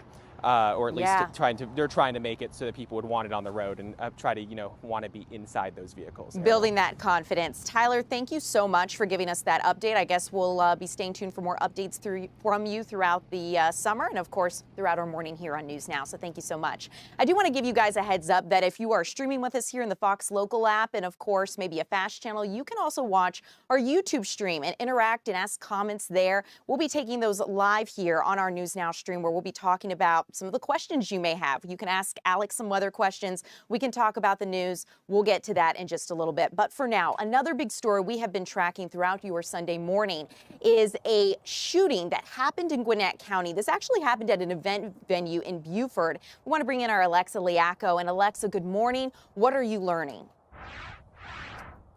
Excuse me. Hey, good morning, Ariel. We are outside of the Love to Dream event in Buford, event center in Buford. I want to flip the camera around and show you This space does mostly weddings, but they were rented out for a birthday party Friday night. The managers here at the venue said that they had rented out the venue to about 30 people for a birthday party. They think, though, that many more people than were agreed upon ended up attending here. And then around 2 o'clock in the morning on Saturday, gunshots rang out and somebody ended up shot and killed. Here's a little bit more from officers about what they found when they arrived on the scene. Once units arrived on scene, they noticed that a male was suffering from a gunshot wound. Our officers did render aid by doing chest compression. However, the male was pronounced deceased on scene. And after that, everybody kind of split. Police now still looking for the gunman and still looking to talk to people who might have some more information about what led up to the shooting, if it was a fight, if the victim and the suspect knew each other, or if they were just, both attending this party and weren't known to each other beforehand. But the venue open now here. Unclear if they're going to have any other events coming up soon or if their calendar's been cleared because of what's happened here. But we did talk to a grandmother who brought her granddaughter out here to take prom photos last night, and she said she could not believe something like this happened in her own neighborhood. I was like, oh my goodness, should we even be here? It alarmed me. I really didn't anticipate this at all. And she said she just was devastated to hear that, guns were brought into this party and that somebody lost their life. And then, she still was out here with her granddaughter taking pictures, but they were just shocked that something like this could happen. So, really raises a lot of questions of now what are police going to do? Well, police let us know that this morning they have obtained surveillance video from the venue, from surrounding areas. So now they're processing that to try and track down the gunman who is responsible for this shooting and taking that person's life, and anybody else that may have information. And police do want people to know that there is a Crime Stoppers cash reward for anybody that has information that helps lead police to an arrest in this case. Alexa, thank you so much for keeping us updated. Like you said, many more questions than answers at this point, but we'll be checking in with you coming up in just a little bit to see if you've learned anything new. So thank you so much for staying on top of this. I'm going to bring it back here to the studio right now where we have meteorologist Alex Forbes live here with us. And Alex, I have to ask, can we get a rerun on what we had yesterday, Saturday? Sold. Many of you guys, I think, would probably like the same. Sold and then some. We'll throw in a little extra. Music to my ears. Yeah, it's going to be a fantastic day. Look at this. We're already almost to 60 degrees here in Atlanta. Noonan and Covington, the winners right now at 61. Throw Griffin and Thomaston in the mix as well at 63. Folks in Blairsville might be a little jealous. They're still at 50, but that's going to be the trend through the day today. They're just going to be running cooler in the mountains per usual across the northern tier of the state. Here's what we've got on the docket for the remainder of the afternoon. Soaring into the low 70s, then the mid 70s, and then the upper 70s across the area. Yeah, tons of sun to go around. I do expect in Atlanta today to hit a high temperature of about 78. That wind is going to be out of the south at about 5 to 10 miles an hour, but those gusts upwards of 20. So we don't have a red flag warning like we had yesterday, but our humidity is still low, the temperatures are still warm, and we're still seeing some gusty winds. So maybe burning today. We're not saying a hard no like yesterday, but, maybe be cautious, right? Be cautious. Have precautionaries in place because that wind can be a killer no matter where you are. And I think when we look at this, right, we're talking a lot about how, springtime, it makes us want to spend more time outside. Maybe we want a summer bonfire. Maybe we're itching for that. Right. And this is just a good reminder to be mindful of some of those other conditions out there with the dry temperatures. We do have a chance for rain a little bit in the week, but... We do. We have scattered showers tonight. With a couple rumbles of thunder possible as well. So that's going to be a mainly after midnight thing. That's going to be in the metro. It's going to be North Georgia. It's going to be Central Georgia. This is going to be a weakening cold front coming in. And what that's going to do is bring with it that chance of rain, but that's about it. I don't think we're going to see any of that severe weather potential that they're going to see off to the west today. But then the sun comes out, and look, we don't talk about this often, but I thought it would be a good idea to bring it up. The UV. We're getting into the time of year now where we're getting into these high ranges, especially with the vernal equinox last week. Like today, we've got a 7, and that's in the high range. It's not extremely high, right? Like it's not summertime at the beach, but it is worth noting. And another thing that I do want to highlight as well. All right, David Chanley has his rule. The Masters is when you can go planting things. All right, so I like this. 18 days away from that. 28 Good days benchmark. to Easter. Yeah. And if you're counting down to the unofficial start of summer, that's going to be 64 days away. And myself, I am counting down to the official start of baseball season. Oh, me too. Padres and Me Braves, too. San Diego. So this is San Diego's forecast. And I think this is one of the few times when you look across the board here, Thursday, Friday, Saturday, Sunday, you see San Diego's weather and go, okay, that's pretty nice. But then you see our weather over the next 7 days. And you're like, okay, nope, that's better. We'll take that one. Yes. Not often we can say we have better weather than Southern California. This is true. And we're running a couple degrees warmer. I mean, we got 80 for next Saturday. I think we would have a chance of rain next Sunday. That's just out of range of the 7-day forecast. But between now and then, the only real chance of rain is overnight tonight and early tomorrow morning at 70%. Okay. Well, Alex, thank you so much. This is amazing to know. I think after we're done streaming here, I'm going to go out to the park. I don't know about you. I know where I'm going. You're going to take a nap. I'm going to the Atlanta Auto Show. Oh, I will be you're there from 12 right. to 2 with the Storm Chaser. Okay, Yeah. see, I set you up perfectly for that. Yep. And then I went with your usual schedule, which The is nap. normally a nap. Right. But tell me more about the auto show. Yeah, so we've got a whole crew of people coming today.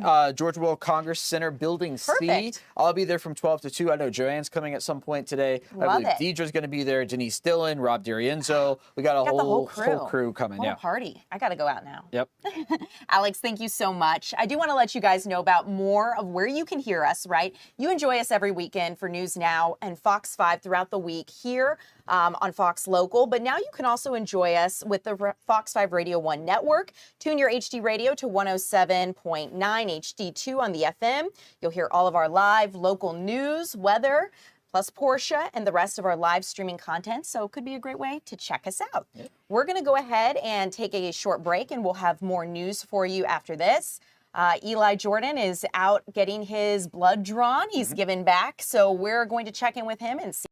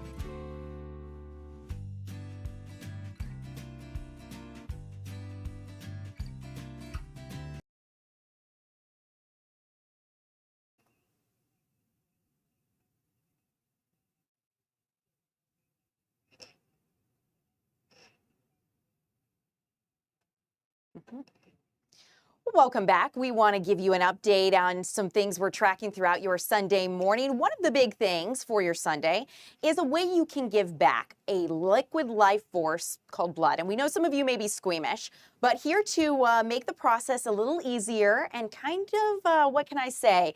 Eli Jordan, help me out. Make this a little more comfortable. You look like you're sitting there ready to give us an update on how your experience is going. Are you donating blood right now? I am donating blood right now. I mean, you know, donating blood is cool because you save lives, and I want it to be cool. And so Wade, the phlebotomist, he hooked me up, and he's perfect with the needles. I didn't feel a thing. And so, yeah, I mean, I'm comfortable. I'm laying down. I mean, I'm laying down on the job. But anyways, blood is very needed all across the country because there's a shortage. And I'm here at the World Mission Society Church of God, and they have a blood drive going on until 3:30 this afternoon. So come on down here if you're in the Loganville area. It's on Brand Road. And, you know, the United States, our fellow citizens need 29,000 units of blood every day. That's like 10.5 million units of blood every year. So all it takes is about an hour, hour and a half to, you know, out of your day to come down, fill out the questionnaire, get your blood pressure checked, get your hemoglobin checked, and then sit down like I am and kick back and give blood. Eli, I'm curious. So when you were speaking with some of the volunteers earlier, you're in Loganville there. This blood drive is going on until 3 this afternoon. And one of the things that the volunteers were telling you is that some of the blood donations they're getting today are going to go help some disaster relief areas, like those out in California for the wildfires. Well, yeah, but actually, the wildfires has slowed the donation intake, is what she is mentioning. Yeah, I mean, that's why there's a shortage. You know, everybody's, you know, out of house and home over there, and California has seen a shortage, and also Georgia has a shortage of blood as well. So, I mean, with the disasters going on, you think about what's happening in North Carolina as well. You know, a lot of people that might normally give blood are, you know, just don't have time to because they're trying to, you know, get their own lives back together. But, you know, there's more than just, you know, tragic accidents and trauma that, you know, require blood. I mean, kids that are on chemo, I've seen it shot, you know, many medical stories, and there are many times where their red blood cell count is very low or the white blood cell count is very low. And also people need platelets, and sickle cell patients. And if they don't have that blood, they can either, you know, get more sick or potentially even die. And so you can save 3 lives with 1 unit of blood, and that's all it takes. I mean, you come down, spend an hour, potentially save 3 lives, and it doesn't, you know, it doesn't hurt. You know, I'm not feeling queasy at all, and it's a good feeling when you give blood because you know that this is liquid gold, full of iron, that's going to help people and get, you know, improve quality of life for a lot of other people. So Eli, you're donating blood now. I have to interrupt you to ask. You just said, right, that you can save 3 lives, 3 with 1 unit of blood. So how does that make 3 you lives. feel? I'm a superhero, and everybody in here is superheroes. How does it make you feel? You're that's saving what it 3 is. lives. I mean, you'll never know, but it's such a small gesture and small time to take out of your day to come down here and give blood, because whoever's going to need it, they're going to be extremely grateful. You might not ever meet them. You'll probably never meet them, but they're extremely grateful for the blood. I mean, platelet donation, plasma donation, blood donation are all extremely important, and we need to get back out there, especially after COVID. The donation numbers have gone way down, and so we need to get more people out here to donate blood. And here at the World Mission Society Church of God, they're doing this till 3:30, and if you're in the area, the Snellville, Loganville area, on Brand Road in Loganville, just come on out here. You know, take a hour and a half, sit down, donate some blood here at the church. It's around back, and they have a nice big auditorium. They got some treats for you to eat afterwards. They got water and juice, and they've been, you know, trying to feed me treats because they see me sitting down over there. I'm like, no, I don't need any right now. Well, after this, Eli, are you going to go decorate some cookies and make yourself one? Oh, yeah, I'm totally going to get some cookies. I love cookies. Yep. Okay. I'm going to get some cookies, some granola bars, and some juice. Love it. Cake and punch will be enjoyed by all. Well, Eli, I know that this is going come on down, give blood. A little longer. They originally said 3, but now I heard you say it's on until 3:30 in Loganville, right? Yeah, they mentioned 3:30. Yes, Okay. I think, cool. They're giving it till 3:30. That's what India told me. Wonderful. Eli, thank you so much. Thanks for making this process a little less scary for us. I know many of you watching may be a little bit queasy with blood and donating, but it's for a great cause. Eli's breaking down the mystery. There ain't nothing to it. So Eli, thank you so much. We'll see you back here in just a bit. Okay. So bringing it back here closer to home, we have some news we want to get to of the day. One of the big things that happened this morning is Pope Francis has actually left the hospital. And this is pretty incredible because, as we know, the Pope has been fighting a lung infection. at the hospital in Rome. And doctors at one point put him in critical condition as he dealt with that illness. He's been there for the last 38 days. You can see him here. He briefly blessed the crowd waiting outside and then began coughing before staff rolled him back inside. This happened just hours ago this morning. So doctors have been treating him since Valentine's Day, February 14th. But they say he will need at least 2 months of rest and rehab before he returns to his duties. So they're going to continue to monitor his condition, and we'll continue to keep you updated as we learn more about how the Pope is doing. Another big story I want to give you an update on. How would you like more money back in your pocket, right? And we're talking about this in the form of state rebates and a lower income tax rate. Sounds pretty sweet. I think a lot of us would probably appreciate a little bit more cash in our pockets. The state Senate just approved 2 House bills that would further lower the state income tax rate. And it would also provide an extra rebate to taxpayers. The measures mean $2 billion would return to Georgians. And individual taxpayers could receive refund checks of up to $250. So I think a lot of us would probably appreciate that. But as we continue to look at this, we know that the bill's supporters say Georgia can afford to return the money because of $11 billion in surplus cash. So that's where that would be coming from. And these 2 bills are just waiting on Governor Kemp's signature. So we'll continue to keep you updated there. But another thing that we are tracking throughout your Sunday morning is an update from both ICE and the IRS and how they plan to potentially start sharing data as it relates to immigration. So what you need to know about this is the ICE and IRS are looking at sharing sensitive information through an agreement, and it would allow the IRS databases to help ICE agents locate migrants who do not have legal protections to remain in the country. The IRS allows immigrants without legal status to file tax returns using individual tax numbers or ITNs. And with this agreement that ICE could potentially reach with the IRS, they would use that tax information to help the Trump administration remove migrants from the United States. So we'll keep you updated there because, as we know, this will be an ongoing situation. But for now, we're going to go ahead and take a quick break. We're going to have more news and weather for you coming up in just a little bit, and we'll see you back here in just a moment.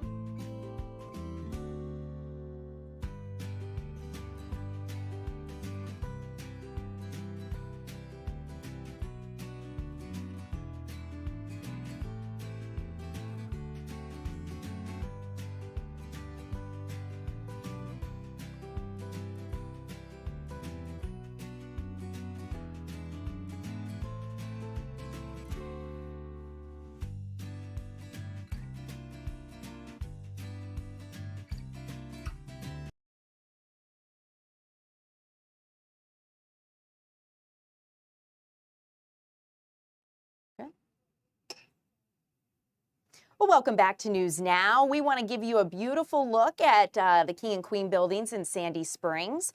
It is a gorgeous spring day ahead, so it is a perfect day to get outside. I kind of want to give you an overview of what to expect and a live look, just in case you're trapped inside or getting about your day, you know what to expect. This is, of course, a look at the King and Queen buildings there in Sandy Springs.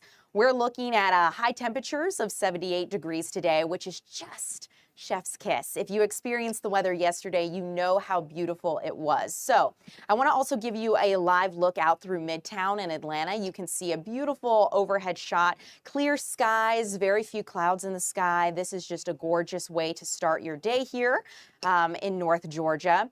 And I also want to give you a look at the airport this morning, so that way you know what to expect. If you're headed out this morning, I'm not tracking very many delays or cancellations out of Hartsfield-Jackson. I've been checking in with FlightAware throughout your morning, and it looks like we're at roughly 10 cancellations for your morning, so that is pretty good, all things considered. So if you're headed out, this is what you can expect. Another gorgeous day, just like your Saturday yesterday. We're going to be talking a little bit more with Alex Forbes about what to expect as we go throughout your morning. But one thing I do want to let you know about is a partnership we have, Fox 5 Atlanta, here with the Radio 1 News Network. So with this, you're able to catch all of your weather, live news, Porsche, and other live streaming content right here with the Fox 5 Radio 1 network. Just tune your HD radio to 107.9 HD to FM. You're going to hear all of our content, and this is just another way for you to listen to us if you aren't able to watch live right here on Fox Local, or of course catch us on a FAST channel. So thank you guys so much for supporting and streaming us live. We're going to go ahead and take a quick break, and when we return, we have updates on what you can expect with driverless cars in Atlanta. There's actually something coming this summer, so don't you go anywhere. We're going to check back in with Tyler Fingert on that. And then we're going to hear from Alexa Liaco as she continues to track the latest about a deadly shooting at an event venue in Gwinnett County. So we'll see you back here in just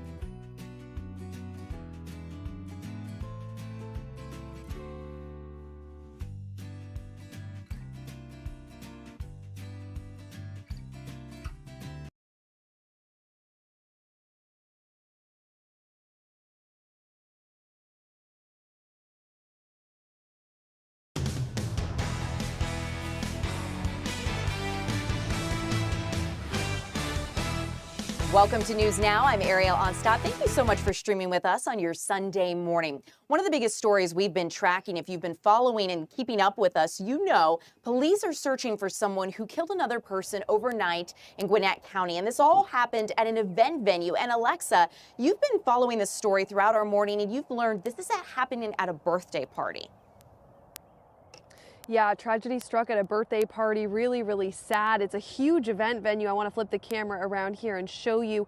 We're outside of the Love to Dream event venue. This is on Brown Road in Beaufort. It's a little bit of an industrial complex here, but this event venue does a lot of weddings. They also said on their Instagram that they do private parties as well. And we did speak with event managers and staff here yesterday, and they let us know that this was rented out for a birthday party, but they only agreed to have about 30 guests. They say the people who rented it out for the party did have private security, but they think that there were a lot more people than were agreed upon, and that party kind of got out of hand around 2 o'clock in the morning when gunshots ended up being fired. This was Friday night into Saturday morning, and here's what police found when they arrived to the scene.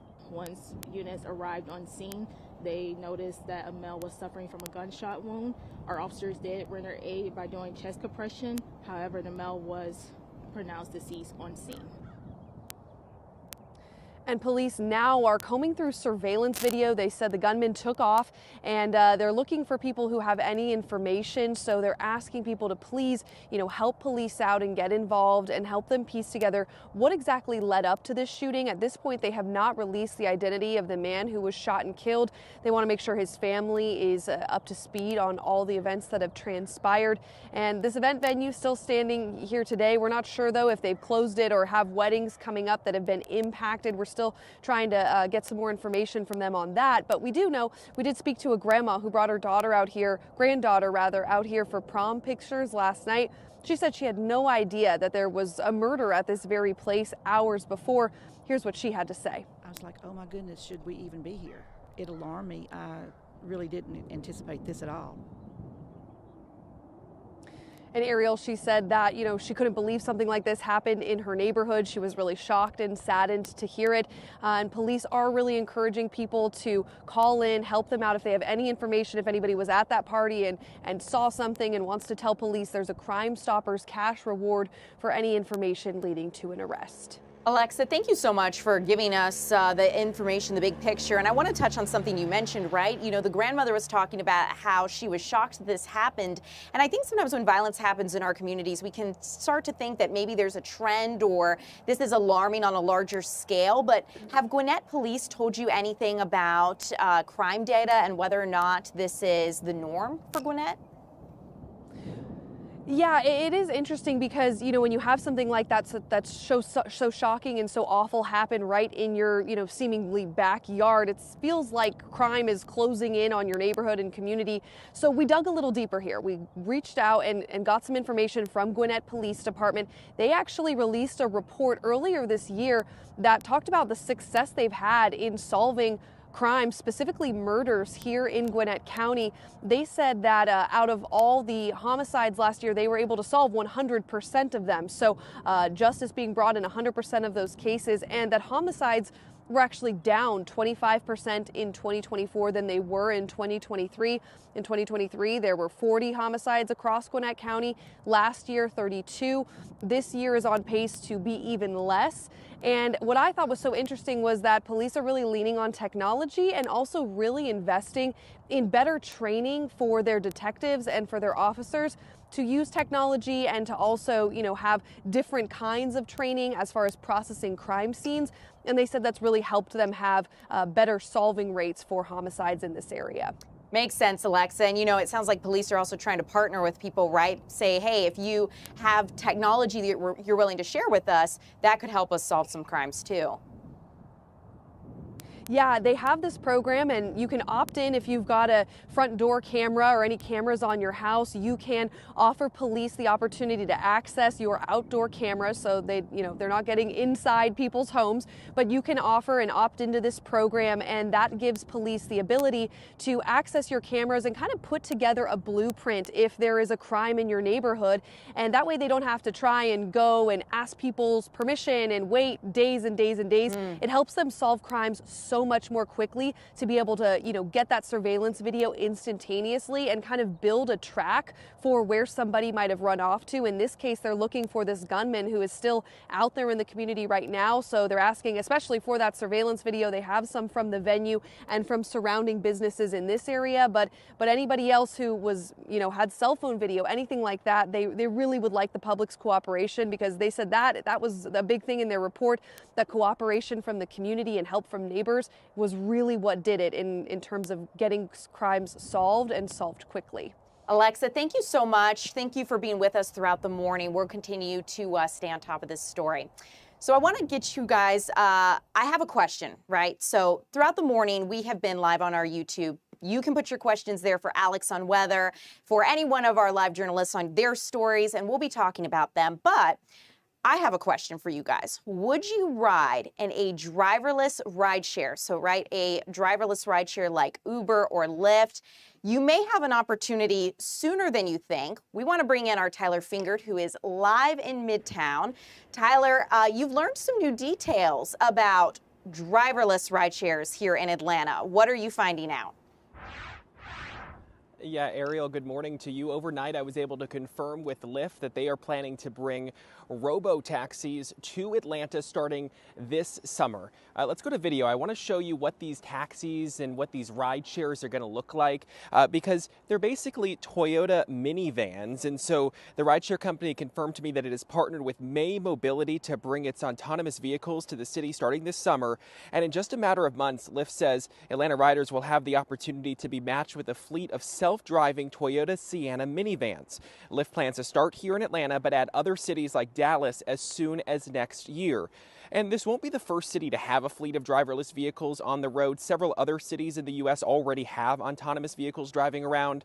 Uber has partnered with Alphabet's Waymo to roll out self-driving cars in cities like Phoenix and San Francisco. They've been on the streets here in Atlanta, but there's always been a driver behind the wheel. I mean, if you're looking at the pictures of the Waymo looks like, if you've driven through Atlanta, you've probably seen them. They're all over the place. Last year, Waymo said that in early 2025 it would welcome public riders before gradually expanding throughout the year. It's unclear if Waymo's cars are driving autonomously yet in Atlanta, but obviously, Ariel, that is something that is going to be happening soon. I mean, you can tell behind me all of these vehicles, not self-driving cars yet, but maybe in a couple years, people will be able to drive self-driving cars themselves. Around Atlanta, Tyler. Yeah. Right in them, I have to say, when I'm out there, I do notice the Waymo vehicles, right? I do see those often throughout our city. I'm curious, one of the big things you often hear people say is, oh, I would never ride in a autonomous vehicle. I'm just not sure if it's safe. Maybe they're discounting human error, and maybe they think a machine just isn't up to par, right, with what humans can do. Do you have any data on the thoughts of people when it comes to their sentiments on autonomous vehicles and riding in one?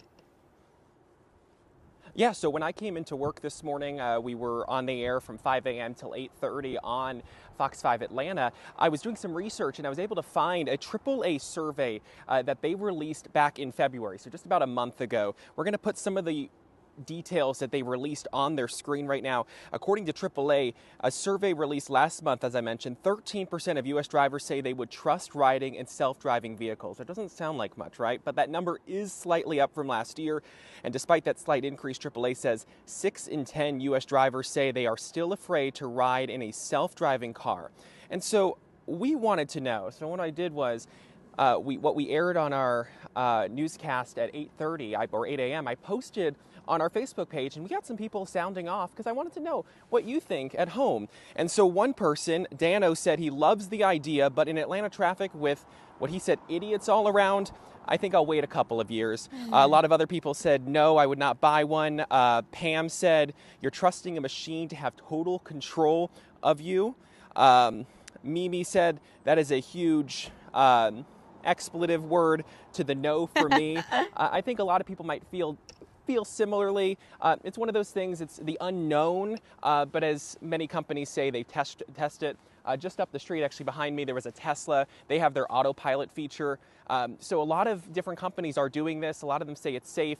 And I know when I was living in the Phoenix area, when I was going to school and when I was working there at a TV station, Waymo was on the road there. Obviously, they were being tested. We found, we did a lot of stories where the Waymo vehicle actually was not even at fault. It was the other driver. So as that first person said, Dano said, basically, he would, because of the people on the road, he wouldn't want to drive that vehicle. Too many variables. I think we're all guilty of this. You're at a well, you're on the road and you kind of look to your right. You're like, oh, that's a Waymo vehicle, or there's no one behind the wheel. That may be the looky-loos, seeing that and being like, you know, yeah, I kind of want to see what's going on. And they turn their head and then they cause a car accident. That's not the good thing, Ariel. You know, as my mother used to call it, I think it's rubbernecking, right? Taking a look, and maybe you should keep your eyes faced squarely in front of you. So, Tyler, thank you so much. We'll continue to keep you guys updated as we learn more about autonomous vehicles right here in Atlanta. Well, with our remaining 2 minutes that we have, I do want to send it over to meteorologist Alex Forbes because he is giving us a look at our weather for Sunday. And Alex, what do you have in store for us? Yeah, we're going to be looking at another warm day across metro Atlanta and North Georgia, no doubt about it. Let me take you live to our Georgia Power camera. This is over downtown, the Hotel District. Already up to 59 degrees here in the city. Puts us 5 degrees above where we were this time yesterday. A wind out of the south at about 7 miles an hour. Got an update from the pollen count. The Atlanta Allergy and Asthma Clinic updated this about an hour and a half ago. 402 is our count for today, about 4 times the amount of pollen that was in the air yesterday, but still just below where we were on Friday. So we're getting into the high numbers of the season, no doubt about it, here across the area. Into the evening tonight, plenty of sun to go around, temperatures into the upper 70s. It's going to feel fantastic with that south-southwesterly breeze. I expect to hit 78 here in Atlanta, 79 over in Athens, 73 in Blairsville, 80 over in Rome, 79 in Covington. I'm calling it a stellar afternoon. But we do have the chance for some rain overnight tonight and into tomorrow. This weak cold front is going to push into North Georgia. See some scattered showers and maybe even a storm for your morning commute tomorrow. But whatever rain we do see gets out of here for the afternoon, and the skies will clear by sunset. So that rain chance comes in at 70% for tomorrow morning, clears out for the afternoon. The cool front drops us to 70, and then we're right back to 76 on Tuesday. And in Ariel, we just remain warm through the remainder of the week. Clouds build in on Saturday. I think that's going to be ahead of some rain on Sunday. Alex, thank you so much. I appreciate it. And we are going to go ahead and send you guys to a quick break. We're going to have more news and weather for you after this, but placing her in a chokehold, causing her to lose consciousness, and once unconscious, authorities say that the suspect allegedly told police he put both knees and his full body weight on her neck, leading to her death. The Department of Homeland Security told Fox News that the immigrant entered the United States illegally in March of 2021 and was arrested by the U.S. Border Patrol, saying, quote, he was issued a notice to appear and paroled into the country by the previous administration. A judge ordered him removed on July 11, 2023. On March 18, 2025, he was arrested by the Cobb County Police Department for capital murder and other crimes. Meanwhile, Secretary Noem was at the border talking about a massive drug bust as she continues to work with other agencies to tighten security at the border. And I did want to play out her remarks right now.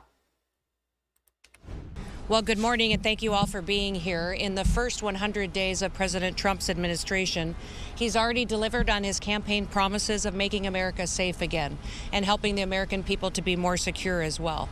And today we're here to recognize and to witness another milestone in his mission to protect our borders, to protect our communities, and to stop the flow of illicit drugs and trafficking into the United States of America. Today is a historic day. Here at Port Everglades, over 22.5 tons or 45,000 pounds of cocaine and 50 pounds of marijuana are valued at over $500 million are going to be offloaded and taken out of circulation. This is an unprecedented seizure of illicit drugs that is the result of 14 different interdictions of drug smuggling vessels off the coasts of Mexico, Central and South America by the crews of the U.S. Coast Guard Cutter Stone and Coast Guard Cutter Mohawk. They've done incredible work here with their crews to remove these drugs out of the system so they can be destroyed. These efforts were coordinated with the Helicopter Tactical Squadron air crews that you see with us today as well, Tactical Team Pacific law enforcement detachments that were involved, and partner agencies that are operating in the Eastern Pacific Ocean. The The brave men and women of the Coast Guard do work every single day, 24/7, and they do it with excellence. Their dedication, their resilience, and their patriotism is something that we all can admire and does not go unnoticed. Their core mission is simple, but it's incredibly crucial. It's to secure our territorial waters and to safeguard our nation from those who seek to do us harm. Their mission directly aligns with President Trump's vision to make America safe and strong again. And thanks to the Coast Guard's relentless maritime security and their interdiction efforts, $517 million worth of illegal drugs will never reach American communities here by what you see today as a result of these weeks of work. That means that fewer families are going to be torn apart by addiction, that fewer lives are going to be lost to overdoses, that communities will be safer, and fewer resources will be at the hands of dangerous, violent cartels that seek to do all of us harm. This action is a testimony to President Trump's commitment to delivering for the American people, and he has unwavering dedication to our military strength, to our border security. Our law enforcement are producing incredible results, and his leadership is making America safe again. I want to thank all of the leadership teams I have behind me, but also those that are here today that have taken part in these interdiction efforts. They've done incredible work, and the Coast Guard has partnered with many other agencies that you see represented here today to do this work, and it's that kind of cooperation which helps our country be successful in going after these dangerous criminals. In just the last month, decisive action was taken to secure the extradition of 29 different Mexican drug cartel bosses to face justice in the United States. Today's massive drug seizure is further proof of that work. We are cleaning up our communities from drugs like fentanyl and cocaine and marijuana, the dangerous substances that fuel addiction, crime, and destroy lives. We're protecting American people, and we're also making sure that their cartels are not profiting from the trafficking of these drugs and preventing violence in our communities. Under President Trump's leadership, we are dedicated to also making sure we're addressing the needs of the Coast Guard, making sure that they have the resources that they need, the equipment, the support, and the training, and the infrastructure to come into the next century protecting and defending our country. They are the premier law enforcement maritime agency in the world, and our support and what we provide for them to do that with is incredibly important. That means that we are going to maintain our vast maritime domain and that we're going to ensure that we continue to lead the way. Thank you to all of those in the Coast Guard, the other agencies partnering with us today for your work in preventing drug smuggling and all that you've done to bring these drugs offline so that they can be taken out of our communities and to stop hostile activities before they get to our shores. May God bless each and every one of you, and may God continue to bless the great United States of America. Thank you.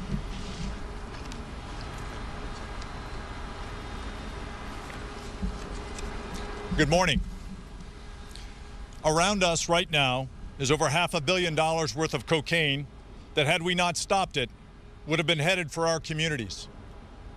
In the last 2 months, since the 20th of January, the U.S. Coast Guard, working with others, has seized over 80,000 pounds of drugs.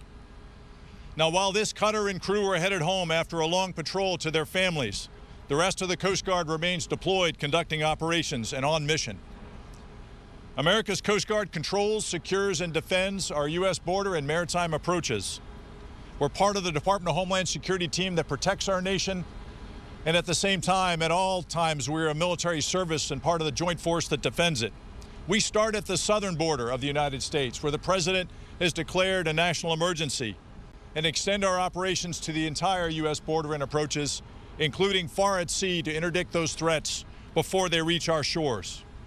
On the water and in the air, the Coast Guard serves alongside our teammates from the Department of Homeland Security, Department of Justice, Department of Defense, and our international partners to fight the foreign terrorist organizations, including these cartels, that try to bring fentanyl and cocaine into the U.S.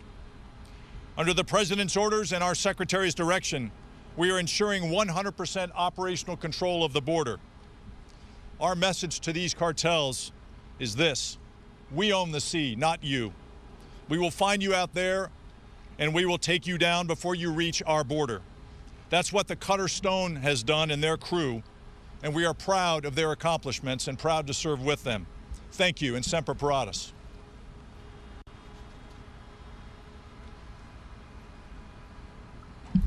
Good morning, Madam Secretary, Commandant. I just want to thank everybody for the opportunity to come here and say thanks today. When you work at JIAF South, you have a tremendous opportunity to see how our government comes together to deal with this challenging problem. Each of our military services, all of the law enforcement agencies under the Department of Homeland Security, law enforcement and the attorneys under the Department of Justice, and 22 Central, South American, and European partners come together every day to find and stop these movements of illicit drugs trying to reach the shores of the United States. It's work that is about dismantling the cartels who are polydrug, who do not just traffic in cocaine, but traffic in fentanyl and other harmful substances and activities as well. And it is about saving American lives. Cocaine killed 25,000 American citizens last year. That's roughly equivalent to the small town of Dania, Florida, just down the road here. And it is incredibly, incredibly important work. On this day in particular, we owe a great debt of gratitude to our Coast Guard and to the Coast Guard cutter Stone for taking another 20 metric tons of this harmful substance off the seas. And let me just put that in context for you a little bit. 20 metric tons is roughly equivalent to 17 million lethal doses of cocaine. So thank you, Madam Secretary, thank you, Commandant, and thank you, Skipper. And with that, let me hand it over to the man of the hour, Captain Carter. I'm clearly not the man of the hour, Admiral. In fact, of everybody up here, I'm the least important person, but I think I have the most important message, which is to share with you stories about this incredible cutter and, more importantly, her incredible crew. Stone's crew, some of whom you will meet later this morning and are standing in the audience, is comprised of Stone's organic sailors, members from the Pacific Area Law Enforcement Team, pilots, air crew, and aviation maintainers from the Coast Guard's Helicopter Tactical Interdiction Squadron, and intelligence professionals, and skilled operators of our unmanned aerial system. These detachments effectively bonded to form a highly skilled and motivated unit tasked to secure our nation's borders and curb the flow of illicit narcotics. This remarkable group of individuals was responsible for 12 at-sea interdiction, seizing approximately 45,000 pounds of cocaine valued at $510 million. That's the most amount of cocaine seized by any cutter during a single deployment. They combined with other cutters and international partners to set a new record for narcotics seized in a single month, removing approximately 121,000 pounds of contraband in the month of January. This offload also represents the efforts from Coast Guard cutter Mohawk, who seized approximately 2,200 pounds of cocaine and 330 pounds of marijuana. But it's what you won't see today that makes me incredibly proud to be the commanding officer of this ship and this crew. What we can't show you today are crews saying goodbye to their families on Thanksgiving. I know some crew members had Thanksgiving on Thursday, and Santa Claus came on Friday, and they reported to the cutter on Saturday. That's how long we've been away from our families. We can't show you what it's like to mentally and physically have to manage separation, and they've been separated from their loved ones for 4 months. We can't show you the dangers of flying a nighttime sortie with zero illumination on drug traffickers that are trying to flee prosecution. We can't show you what it's like to conduct high-speed boat operations at night, or have to sit on a disabled drug trafficking vessel in uncomfortable sea states for 6 and 8 hour periods. In one exceptional case, the crew interdicted 4 narco trafficking vessels in a span of 15 minutes, seizing nearly 11,000 pounds of cocaine. That cocaine will never be mixed with deadly fentanyl or threaten American lives here at home. These are the men and women of our United States Coast Guard, and I'm proud to say they're sailors on board Coast Guard cutter Stone. They understand that service entails sacrifice, and in the U.S. Coast Guard, that means serving in, on, or over the water to save those in peril and to safeguard our homeland. So I want to get to your questions, but I will leave you with this. There are sailors walking about, and I do want to get to your questions, but if you see them, if you get to talk to them, please thank them for their service. because the sacrifices that they make day in and day out are truly incredible. Thank you for being here, Madam Secretary, Commandant, thank you for being here. Admirals, thank you very much, and welcome aboard Coast Guard Cutter Stone. We'll now take your questions. Thanks, John. Thank you all. As promised, we have about 10 minutes for questions. Please, if you have a specific recipient of the question, let me know. Please.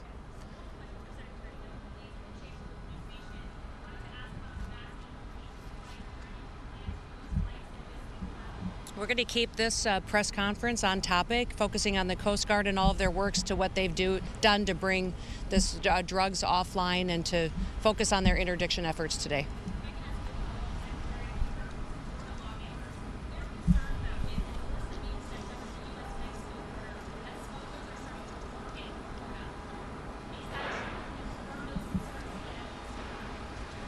You know, I do know that there are some lawmakers that are concerned about that, and so we're certainly working with them to address their concerns. We've seen some evidence to it, but we also know that other areas of our border have been threatened as well. We've seen the cartels get much more desperate lately. As the border has become more secure and they're not able to follow their traditional routes of trafficking drugs and humans and conducting their violent activities into the country, they've become more desperate, and we've seen more interactions. And obviously you've heard on the news and in reports and in factual information too that even violent activities against our law enforcement officers and those in the military have been escalated, sometimes up to 200% to 300% in some areas, because of what these and those who perpetuate crimes, how they're feeling today with their focus on securing our nation. Thank you very much. As a reminder, the focus is on the Stone's interdiction, so please keep your questions to that. And also, please announce your outlet as you ask your question. Please.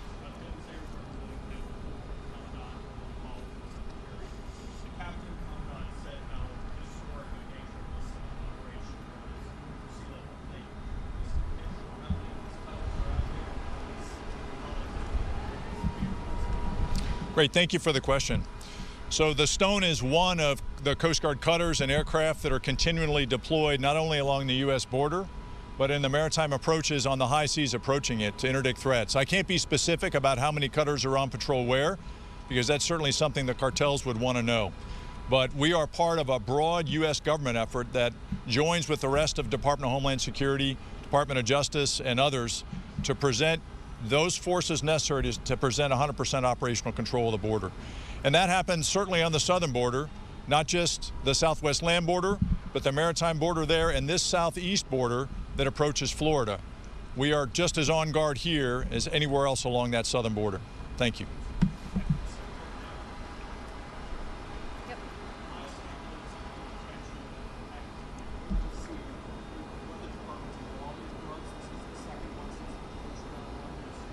Well, and again, we're going to focus today on Coast Guard Cutter Stone and their work with Mohawk and the rest of the teams on what they've been able to accomplish today at bringing security to our country. Thank you, ma'am. Again, if you do have those follow-ups, please connect with our public affairs specialists after. We will connect you with the appropriate office to answer your inquiries that are unrelated to Stone's interdictions. Next question. Yes.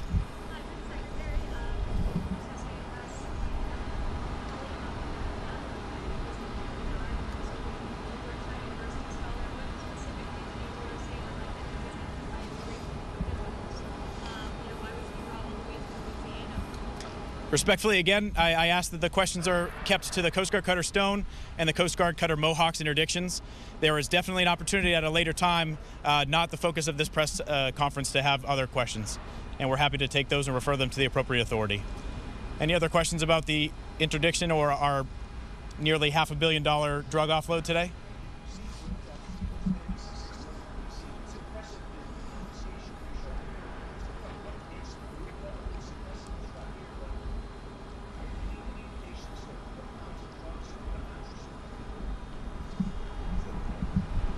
I don't have immediate stats for you, sir. We can connect with NBC6 afterwards, and we're happy to give some background on that. Certainly, we would like to highlight these interdiction cases and the success of our operations downrange.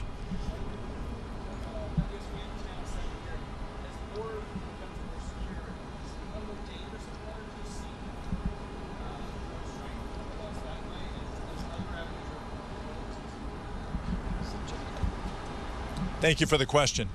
The U.S. southern border is a system, and it's interconnected, which is why a team approach across that system is so critical. So as we see greater control on illegal crossings and attempted smuggling across the U.S. southwest land border, we can expect that those cartels will try and get their drugs or move people a different way. And that's why continued presence, operational presence, and enforcement to ensure we have 100% control of the entire border at all times is so critical.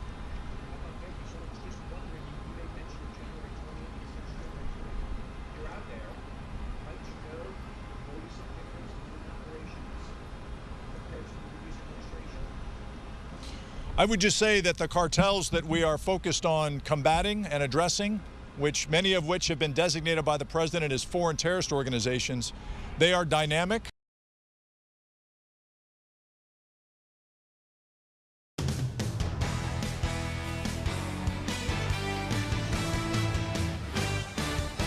Welcome to News Now. I'm Ariel Onstadt. Thank you so much for streaming with us on your Sunday morning. One of the big things we want to get to this morning is blood donations. Curious? You can donate blood today in Loganville, and our very own Eli Jordan has been showing us how to do it live. Eli, you actually just donated some liquid life. Yeah, I sure did. You know, if you have one of those bandages, it means you're cool. The reason why you're cool giving blood is because you save 3 lives with a unit of blood. And I'm out here with India Matthews at the World Mission Society Church of God, and they have a blood drive going on. Tell me, how long is this going on, India? Yes, so today we will be here all the way up until 3:30 today doing. Tell me, why is it important, you know, come out and donate blood? Yes, 1 pint of blood saves what's going on, so we just wanted to come out and donate so that we make sure that we're supplying blood to those who really need it. And tell me, you know, how many people, you know, can Eli, help? I think your audio might be going in and out. Eli, So can you hear many me at people have all? come out today to volunteer. Right. Stand by, India. Yeah, I can hear you. Okay, and good. I have good audio on this end. Okay, good. Yeah, Let's try I it can hear again. you Let's just keep fine. it going. We're going to roll with it. I'm All hearing right, a so little yeah, popping. just tell me. Let's try it. Right on. So we'll try and keep that from happening. So yeah, it's more than just trauma patients. Tell me about that. Yes. So again, for every 1 pint, it saves up to. So we have about 400 volunteers out here today offering to donate blood. I know that we're in a shortage across the nation, so we're just giving and donating to local communities, but also to the hospitals who are in need or who have a shortage of blood. And about how long does it take for someone to come in here and go through the process and give a pint of blood? It's a really simple process. It takes about hour. So Eli, I'm going to bring it back here to studio for now because we're hearing a little bit of popping in your audio, but we'll continue to check back in with you throughout the morning to see what else is going on. So again, if you guys were just tuning in, Eli donated blood there at Loganville at the church. It's going on until 3:30 where you can donate blood. And again, keep in mind, this is all very quick and easy. People, the Red Cross is actually asking for donations from people because of natural disasters where blood donations are down and they are unable to give blood to those in need. Think wildfires in California and, of course, other disaster areas here in our state. So this is just something we're continuing to monitor so that way you can go and help save a life. So as we continue through our headlines for your Sunday morning, we want to get out to our very own Tyler Fingert. He has been tracking a major development in the autonomous ride-share world. Tyler, you just got some details confirmed about robo-taxis, autonomous robo-taxis in Atlanta, potentially this summer. Yeah, hey Ariel, good morning to you. We were able to confirm that overnight with Lyft that they plan to bring robo-taxis to Atlanta. So we're talking maybe in just a couple of months. They say summer vehicles, these are regular vehicles without, you know, the technology necessary, but these minivans are going to be roving the streets of Atlanta, waiting for people to request rides on Lyft. I want to show you what those vehicles look like. They are Toyota Sienna minivans, so they're going to have all the tech you need. And so Lyft confirmed that they partnered with a company called May Mobility to bring its autonomous vehicles to the city starting this summer. And in just a matter of months, those Atlanta riders will have the opportunity to be matched with one of the vehicles in its fleet. Lyft plans to start here in Atlanta, but add other cities like Dallas as soon as next year. And so this won't be the first city to have a fleet of driverless vehicles on the road. Several other cities in the U.S. already have autonomous vehicles driving around. Uber has partnered with Alphabet's Waymo to roll out self-driving cars in cities like Phoenix and San Francisco. And you may know they are already on the streets of Atlanta, but what makes them different is currently Waymo has a safety driver sitting in the front seat. Even though the car may be driving autonomously, there is a safety driver who is sitting in the front seat of that vehicle. They said last year, Waymo said last year, that in early 2025 it would welcome public riders before gradually expanding throughout the year. Currently, it's unclear if Waymo's cars are driving autonomously here in Atlanta. But again, Lyft confirmed to Fox 5 overnight that they are planning to have vehicles on the road this summer without a driver in the front seat, which means you'll be sitting in the back seat when you request that Uber ride. You'll get in the car. Could just be you. You know, if I were to request a car right now, it would pull up here, I'd get in, and I could be talking to myself, not the driver anymore. Well, maybe that's good for some people if you don't want to talk to anyone. You know, Tyler, I don't think, I think some people would probably appreciate that, right? Minimal conversation. But what do people feel about this? Because, you know, I know you put a poll up on Facebook and you were kind of gauging people's reactions as to whether or not they would ride in a autonomous vehicle like this for a ride share. What are they saying? Did you learn anything? So yeah, I did post onto our Fox 5 Atlanta Facebook page. I'm going to read some of the quotes right now. Pam here in Atlanta said, "No way you're trusting a machine to have total control over you." Dano said he loves the idea, but in Atlanta traffic with all the idiots all around, he thinks he will wait a couple of years. And there was a new one from last time when we talked to you, Ariel. Nick said, "Sad, why replace humans? Everyone deserves a chance to earn a living." And so interesting, yeah. There's obviously that. And these are people who are obviously local to us or watching here on Fox Local all morning. What we were also able to find, and while I was doing some research during our morning show, I found AAA put out a brand new survey just within the last month or so where they actually talked to people and did a survey. And so we have some of those results on your screen right now. What we've been able to learn, or what they were able to learn according to those results, 13% of U.S. drivers say they would trust riding in self-driving vehicles. That number is up slightly from last year, but not a whole lot greater than last year. I think it's at 9% last year. And despite that slight increase, AAA says 6 in 10 U.S. drivers say they are still afraid to ride in a self-driving car. Ariel, I'm going to put it on to you now. Would you get into a self-driving car, and would you be fine with it? You know, I have to say I do feel a little nervous, but I think if I did my research and, you know, the data was good, I would give it a try. I can't say if I would get on an interstate, right? I don't think I'm there yet, but I would definitely drive around some neighborhoods in Atlanta in an autonomous vehicle. How about you? What would you do, Tyler? Well, see, I know both of us live within the perimeter here in the Metro Atlanta area. I would maybe, if I am, you live in the, I think you live somewhere over in the Midtown, actually not far from where I am, I think. Yeah. I would do a Midtown Street. I would do over maybe in Virginia Highland, in Atlanta, over in Old Fourth Ward. I don't know if I would get on the road on a interstate, but I will say Waymo has been testing these vehicles for years. When I was in Phoenix working at another TV station, we found that a lot of the reports we were doing, and I did think it was quite interesting, a lot of the reports we were doing, the people, other drivers on the road were actually causing the crashes, not Waymo. I'm not in most surprised. situations, those self-driving cars weren't actually causing the crashes.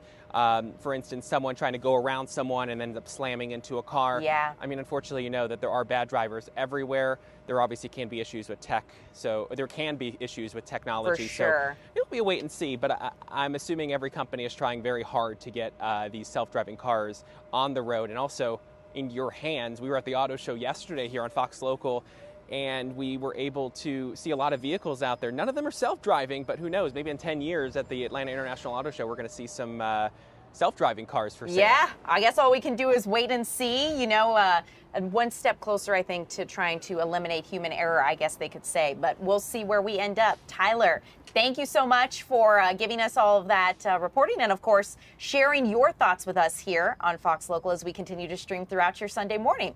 So I'm going to go ahead and bring it back over here in studio with meteorologist Alex Forbes.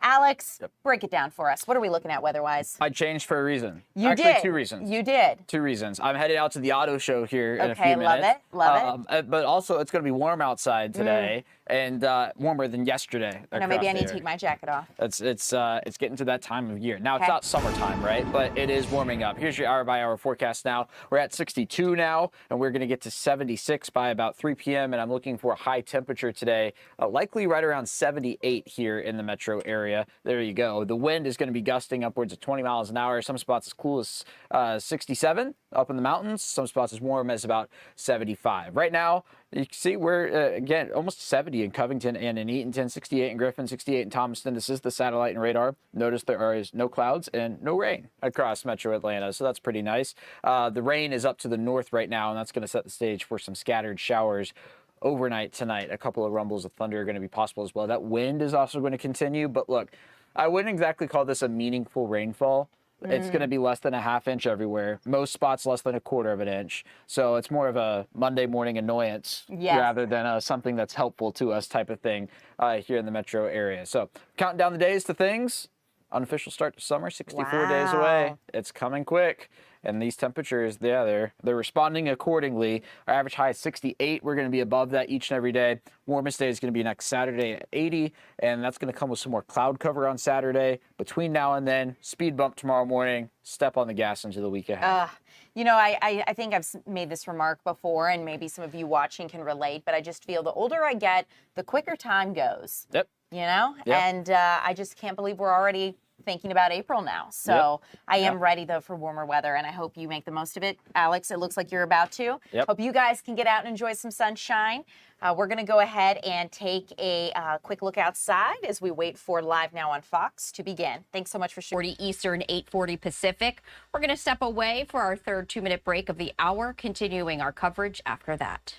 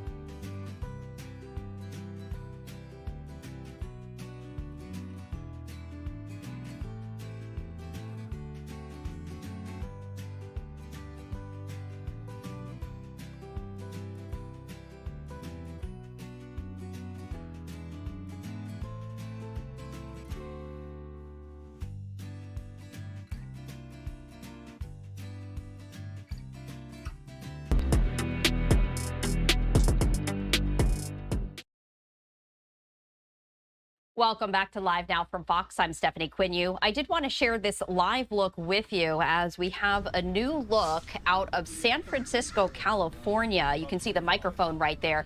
And we did see some law enforcement walking around. It does look like there is going to be an update of some kind out of San Francisco. We've reached out to our Fox team there, waiting to hear back on what specifically this briefing will be about. But we're going to continue to monitor this live event and bring it to you once it gets underway. In the meantime, I did want to share this event with you. This is going to take place out of Illinois as Illinois Governor Pritzker is participating in a roundtable discussion on Medicaid. And I did want to raise the audio so we can listen in.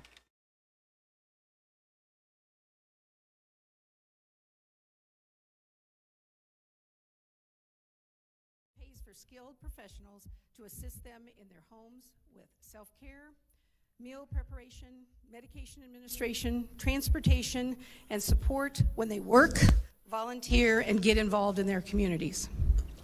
EPIC is a $25.1 million organization. $20.7 million, or 82% of that, is Medicaid funded dollars. $24.3 million is this year's budget expenses. 20.9, or 86% of our expenses, are that of our personnel and our contractual workforce.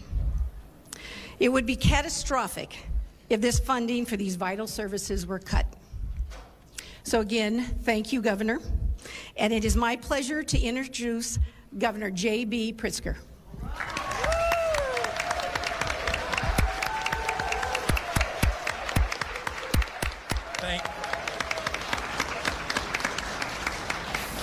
Thank you very much. Thanks for the very kind introduction and the welcome. I have to say I love it here at EPIC, what great work you do, and I'm so proud of the people who are working alongside the people who really are in need. And the work that gets done here is perhaps some of the most important work that can be done anywhere in the country. And I'm so proud, really. So I'll just say.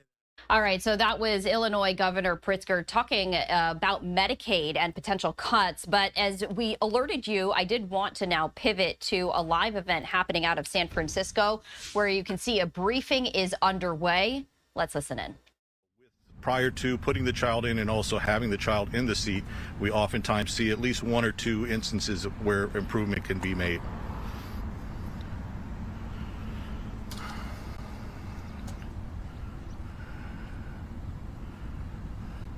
So this particular event is being co-hosted by us, the California Highway Patrol, as well as Kaiser Permanente Hospitals. This is by appointment only. We are not doing any walk-ins for this particular event. We do take walk-in appointments at our CHP office during normal business hours, but preferably we like to have appointments for those as well, just to make sure that we have a certified car seat tech available to handle that.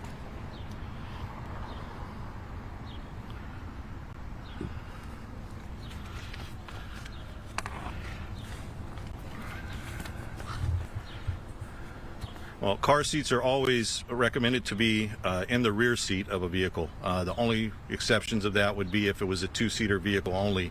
And then there's some measures that have to be taken to ensure the safety of the child if that car seat is in the front seat. Rear-facing seats should never actually be placed in the front seat of a vehicle. But we do have a full checklist that we go through with the parents, caretakers, talking about the different aspects of the car seat and how the installation should be performed with the child in the seat.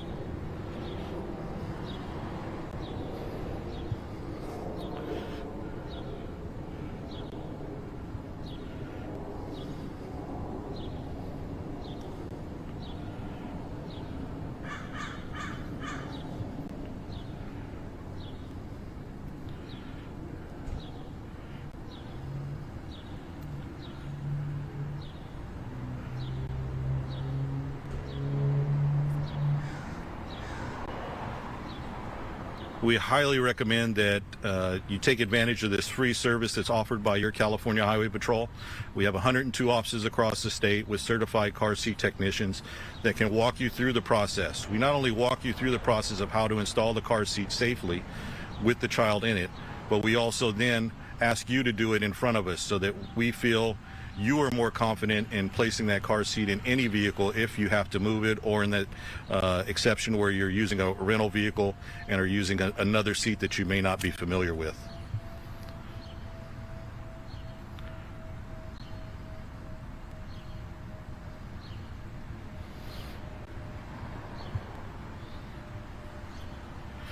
All children under the age of 8 are required to be in some type of car seat, be it a booster seat or some other type of car seat, up through the age of 8 or until they're at least 4 feet 9 inches tall.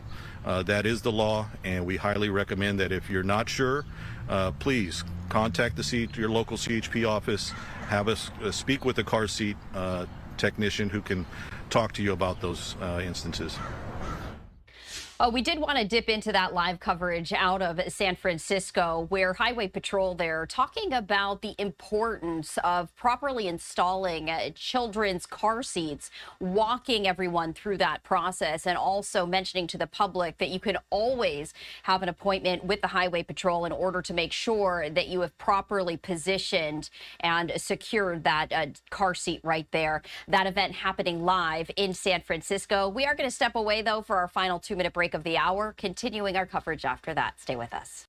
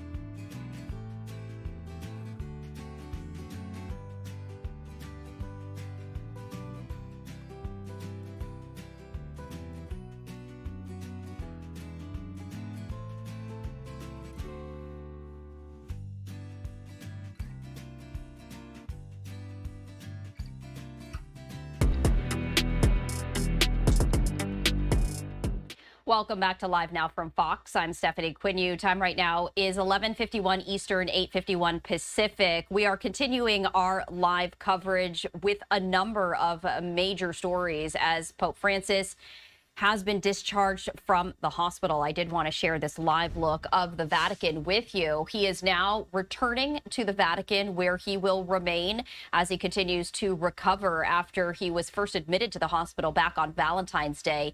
He will continue to recover for the next number of months to improve his health. And after that, the Vatican says hopefully he will resume his papal duties.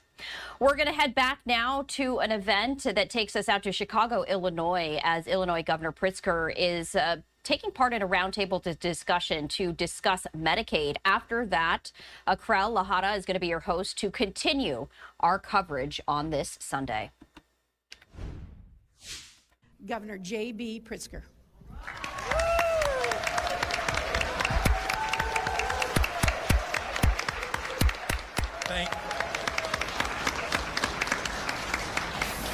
Thank you very much. Thanks for the very kind introduction and the welcome. I have to say I love it here at Epic. What great work you do, and I'm so proud of the people who are working alongside the people who really are in need. And the work that gets done here is perhaps some of the most important work that can be done anywhere in the country.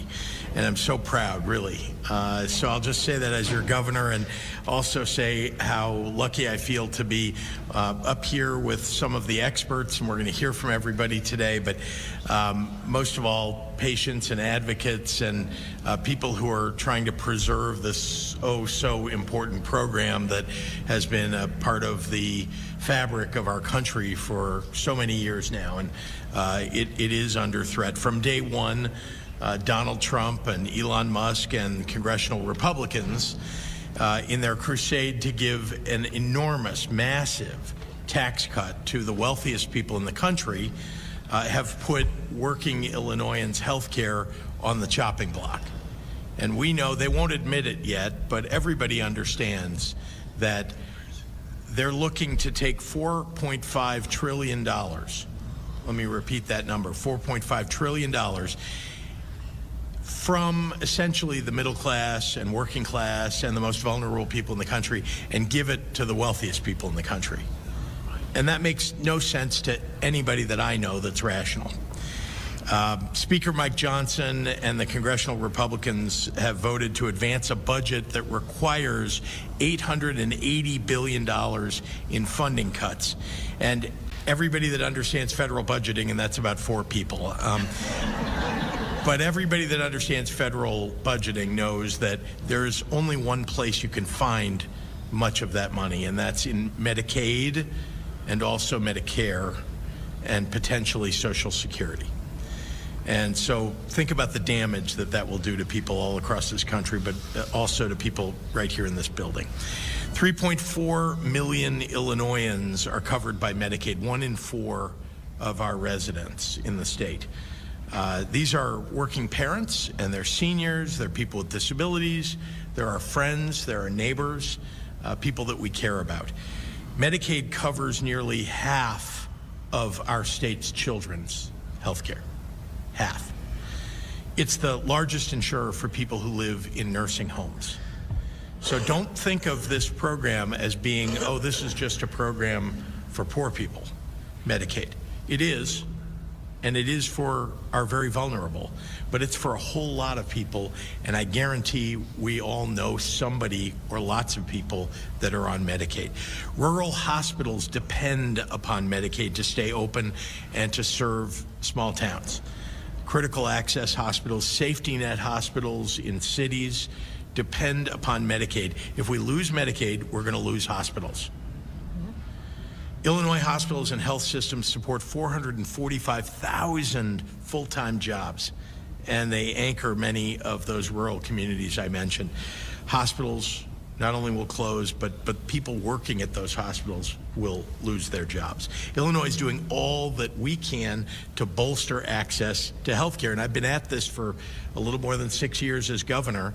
When I walked in the door, there were 140,000 Medicaid applications that sat on the tables at the Department of Healthcare and Family Services that had been unprocessed because the prior governor did not want to cost the state money to cover people on Medicaid. So that's another way that people are taking Medicaid away, is just not processing applications. When I came into office, we immediately went at processing those applications and got 140,000 more people covered.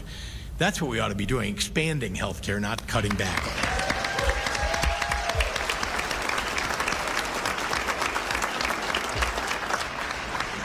We ought to be investing in our healthcare infrastructure. We ought to be erasing hundreds of millions of dollars in medical debt. And guess what? That's what we've done in the state of Illinois. We have more than $300 million of medical debt that we've already canceled for people who cannot afford to pay the medical debt that's sitting on their credit report, that's weighing them down at home.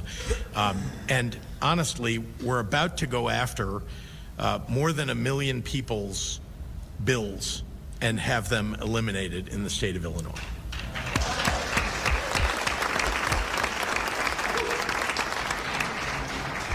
But we'll all get taken backward. And, you know, I'm somebody who says, you know, never go back, right? We need to go forward. We're not going back. But Donald Trump and Elon Musk, if they're successful at cutting Medicaid, no state in the country has the money to backfill what they're going to take away. We're talking about, for the state of Illinois, potentially about $8 billion we think is at risk.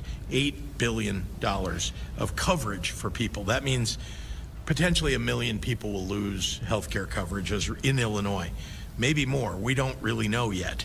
It will be gone, and the consequences for people will be devastating. People will be stripped of, well, their only access to potentially life-saving treatment. And I will say this for myself, I believe that blood will be on their hands. People will lose their lives as a result of what they're trying to do. Right now, they're just saying, oh, we're cutting waste and inefficiency.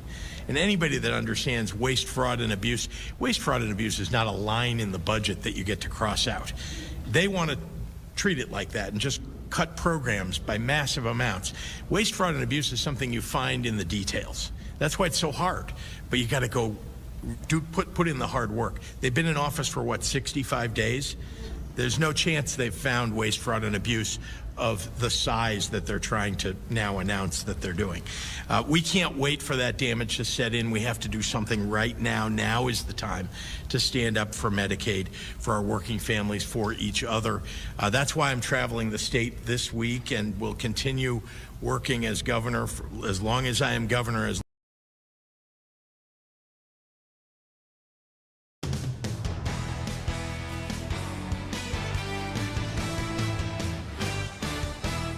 Welcome to News Now. I'm Ariel Onstadt. Thank you so much for joining me for your Sunday morning. One of the big stories we're tracking could affect how you take a ride share in the near future. One of the things that we are looking at is robo-taxis, autonomous robo-taxis here in the streets of Atlanta. Think Uber, think Lyft. Our very own Tyler Fingert has been confirming details for us. So Tyler, what have you learned? Well, Ariel, don't think. No, according to Lyft, it's coming this summer to the streets of Atlanta. That is when they say they will roll out their self-driving taxis, basically. They're ride shares that just won't have a driver inside. I want to show you what these things are going to look like. They're basically going to be Toyota minivans, except they're going to be tricked out with all of the technology you need to be able to drive without, a driver. Overnight, the rideshare company confirmed to me that it has partnered with May Mobility to bring its autonomous vehicles to the city starting this summer. In just a matter of months, Lyft says Atlanta riders will have the opportunity to be matched with a fleet of self-driving Toyota Sienna minivans. Lyft plans to start here in Atlanta, but add other cities like Dallas as soon as next year. And this won't be the first city to have a fleet of driverless vehicles on the road. Several other cities in the U.S. already have autonomous vehicles driving around. Uber has partnered with Alphabet's Waymo to roll out self-driving cars in cities like Phoenix and San Francisco. They're on the streets of Atlanta currently, but they have drivers in them, safety drivers currently, until they finish their testing here. It has obviously been testing those over the last year or so, but last year Waymo said that in early 2025, that's this year, that it would welcome public riders before gradually expanding throughout the year. It's unclear if Waymo's cars are driving autonomously here in Atlanta yet. And obviously that is something we're going to be watching out for. But Lyft says this summer you could hail a ride with their app and be able to get an autonomous vehicle coming here. People may be concerned about it, but I will tell you, I'm going to flip this camera around here. We're near Piedmont Park. You see right there, that's a parking ticket. If you had your own, if you had an autonomous vehicle, maybe it wouldn't park in front of a fire hydrant, which costs you money. So we'll just have to obviously see how all of this plays out. Tyler, not you putting someone on blast, but more so, I didn't show their license plate. There we go. There we go. But no, I'm actually thinking about the fact that, right, we're trying to mitigate human error with these autonomous vehicles. But the reality is you still have driverless vehicles along with people who are driving their vehicles. A lot of people still say they don't feel safe. I think that's been some of the sentiments you've been getting from Facebook. Have you gotten any new comments? Are people saying anything different? Any supporters of getting in a autonomous robo-taxi? Well, there were a couple people who were supporters, or there was one person who said he was a supporter on on my Facebook page and our Fox 5 Atlanta Facebook page. He just said that he wanted to hold off a couple of years because of other drivers on the road. But I do want to put up a couple stats for you that we got from AAA that they released last month regarding self-driving cars. They say 13% of U.S. drivers say they would trust riding in self-driving vehicles. That number is up slightly from last year. They put out the survey every single year. But they say despite that slight increase, AAA says 6 in 10 U.S. drivers say they are still afraid to ride in a self-driving car. And I'm going to our Facebook page right now to see if there are any new comments. Again, I mentioned the one about Atlanta traffic and idiots all around. Dano said that he would wait a couple of years, but Pam, Karen, all say no. Mimi says no, but there is actually a new one I got within the last about 10-15 minutes from Andy. I'm going to read it to you. This is a quote from him. So he says, "Gotta be better than an Uber with the AC off in July and smelling like weed." So someone's a hater. I don't know how that affects the AC, but obviously there are people who are interested in the technology, but other people who maybe are just not really for it. But with everything new, there's always an adjustment period. So what do you think? Well, you know, Tyler, I think like we were talking about this a little bit earlier in the stream, right? I am the kind of person where I will try it, but I think I would keep it to quiet streets, kind of like where you are in Midtown. I don't feel like I'd be comfortable taking a driverless vehicle on any interstates or major roads. I'm just not there yet. As I see increased safety data and as it's tested and rolled out, I think my confidence would build. But how about you? Yeah, and well, obviously you have to think about the fact that every new technology, there's that testing period. Totally. There's that thing where gotta try it in the real world. Confidence grows, the technology grows. I mean, for instance, the thing that comes to mind for me is airplanes. Decades ago, airplanes were not a really safe mode of transportation. There were issues as they were getting them in the air. Now it's the safest mode of transportation, better than being on the road. Self-driving cars, though, have, I guess, according to these companies, these tech giants, I think Alphabet and now May Mobility, Tesla, they believe that that's going to be the wave of the future for safety reasons, because you don't have to worry about that human error. A car is going to be able to have those sensors. You've seen those Waymo things. They have let me flip this around. This is a random car here, but think about it. They have the sensor on the top right up there for a Waymo. They would have one right in front. They'd have one on all the sides. So they're monitoring all of those situations, and then the computer system obviously kind of does what it does to be able to do it. But as you asked me, would I get in one? I probably would try it. I mean, the Uber has said when they get ready to roll it out here that they would invite Fox 5, and I said I would probably get inside of it to try it and show our viewers. So we'll have to wait and see how all of this unfolds. I can't wait. Maybe we can do that streaming live, Tyler. So streaming live right here for News Now. Me. You can come with me. We'll get I would you out love in the field. that. Yes, that would be a lot of fun. Tyler, thank you so much for giving us this update. Future remains to be seen, as it always does, but I know you're going to stay on top of it as our transportation guru, so thank you so much. We want to bring it back as we continue to look ahead to some other things happening today. You still have a few hours to get out and donate blood. And our very own Eli Jordan has been out all morning there in Loganville at the church, and he actually donated blood himself. Eli, you've been there. Have people been coming and going? What's the mood like? How's it there in Loganville?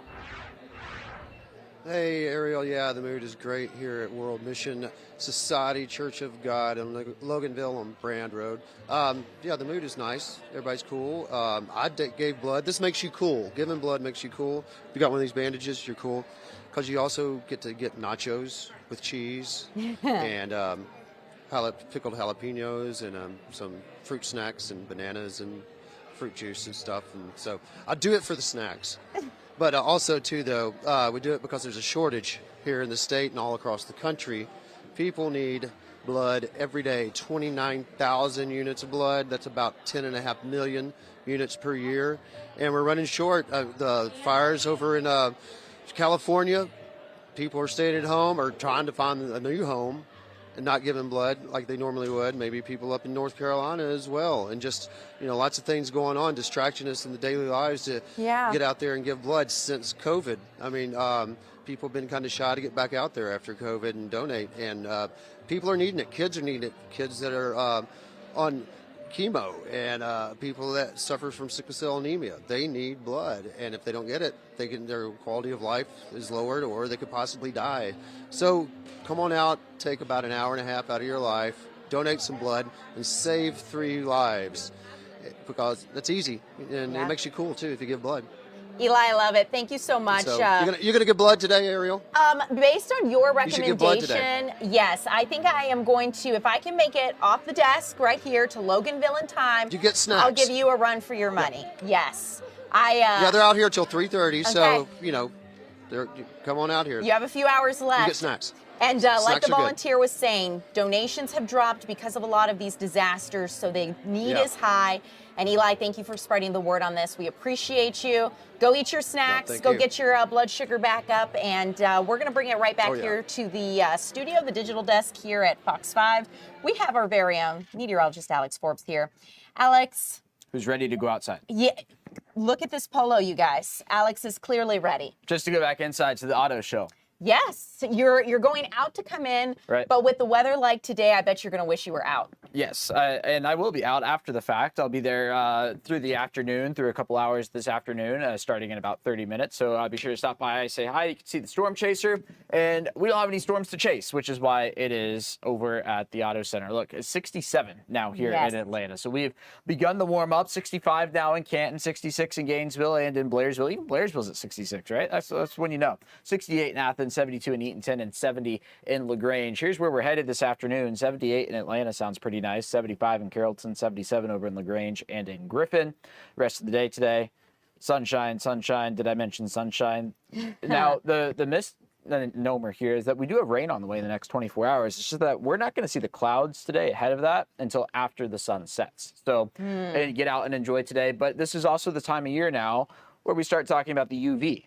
And, not so much concern in the wintertime. It can be at times, but, by and large, not so much. Well, now we're getting into that time of year, especially with spring beginning, that we've got a 7 today, which is high on the scale. So if you're susceptible to sunburns, something to be mindful of. Not so high tomorrow because of the rain, but after that, warm days ahead, high UV numbers. It's going to feel pretty nice. That 76 on Tuesday looks pretty good. Honestly, the rest of the week looks pretty good.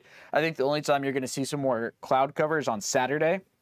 But that's with reaching 80 degrees, and it's not on our 7-day forecast yet because it's day 8. But next Sunday, just looking ahead, I think does look pretty wet across North Georgia, as does tomorrow morning. Going to be on the lookout for some rain, maybe a wet morning commute for some. Others not so much. It's kind of a hit and miss, and it's not even really a meaningful rainfall. Everybody's going to be below a ½ inch, with most people below a quarter of an inch. Good to know. And I think, once we get through this, we should enjoy it while we have it, because as we get into the spring months and we get closer, I just, what do they say? April showers, spring, May flowers. Yep. And I just know we're in for some very rainy, true to form North Georgia days. And the pollen. That's it. Yes. It's sitting there. It's down the barrel of the gun. It is It's right about there. to be kind of miserable. And I know some of you Yeah. are already feeling the effects of that. So definitely good to keep in mind. Alex, thank you so much for keeping us up to date. We will continue to keep you informed in the Fox 5 News app, of course, Fox Local Mobile, and Fox 5 Storm Team app. Yep. So thank you guys so much. Go check out Alex at the Auto Show later today. We're going to go ahead and take a look at our downtown. You can actually see it looks like Midtown from our camera. Gorgeous out there. Beautiful day, just like Alex said. And enjoy this shot as we return you to Live Now on Fox in just a little bit. Should face the consequences of such rebellions. Madam President, the Security Council and the General Assembly have called for ending the Israeli illegal occupation for almost 60 years now. They have repeatedly condemned Israelis' settlement activities while witnessing their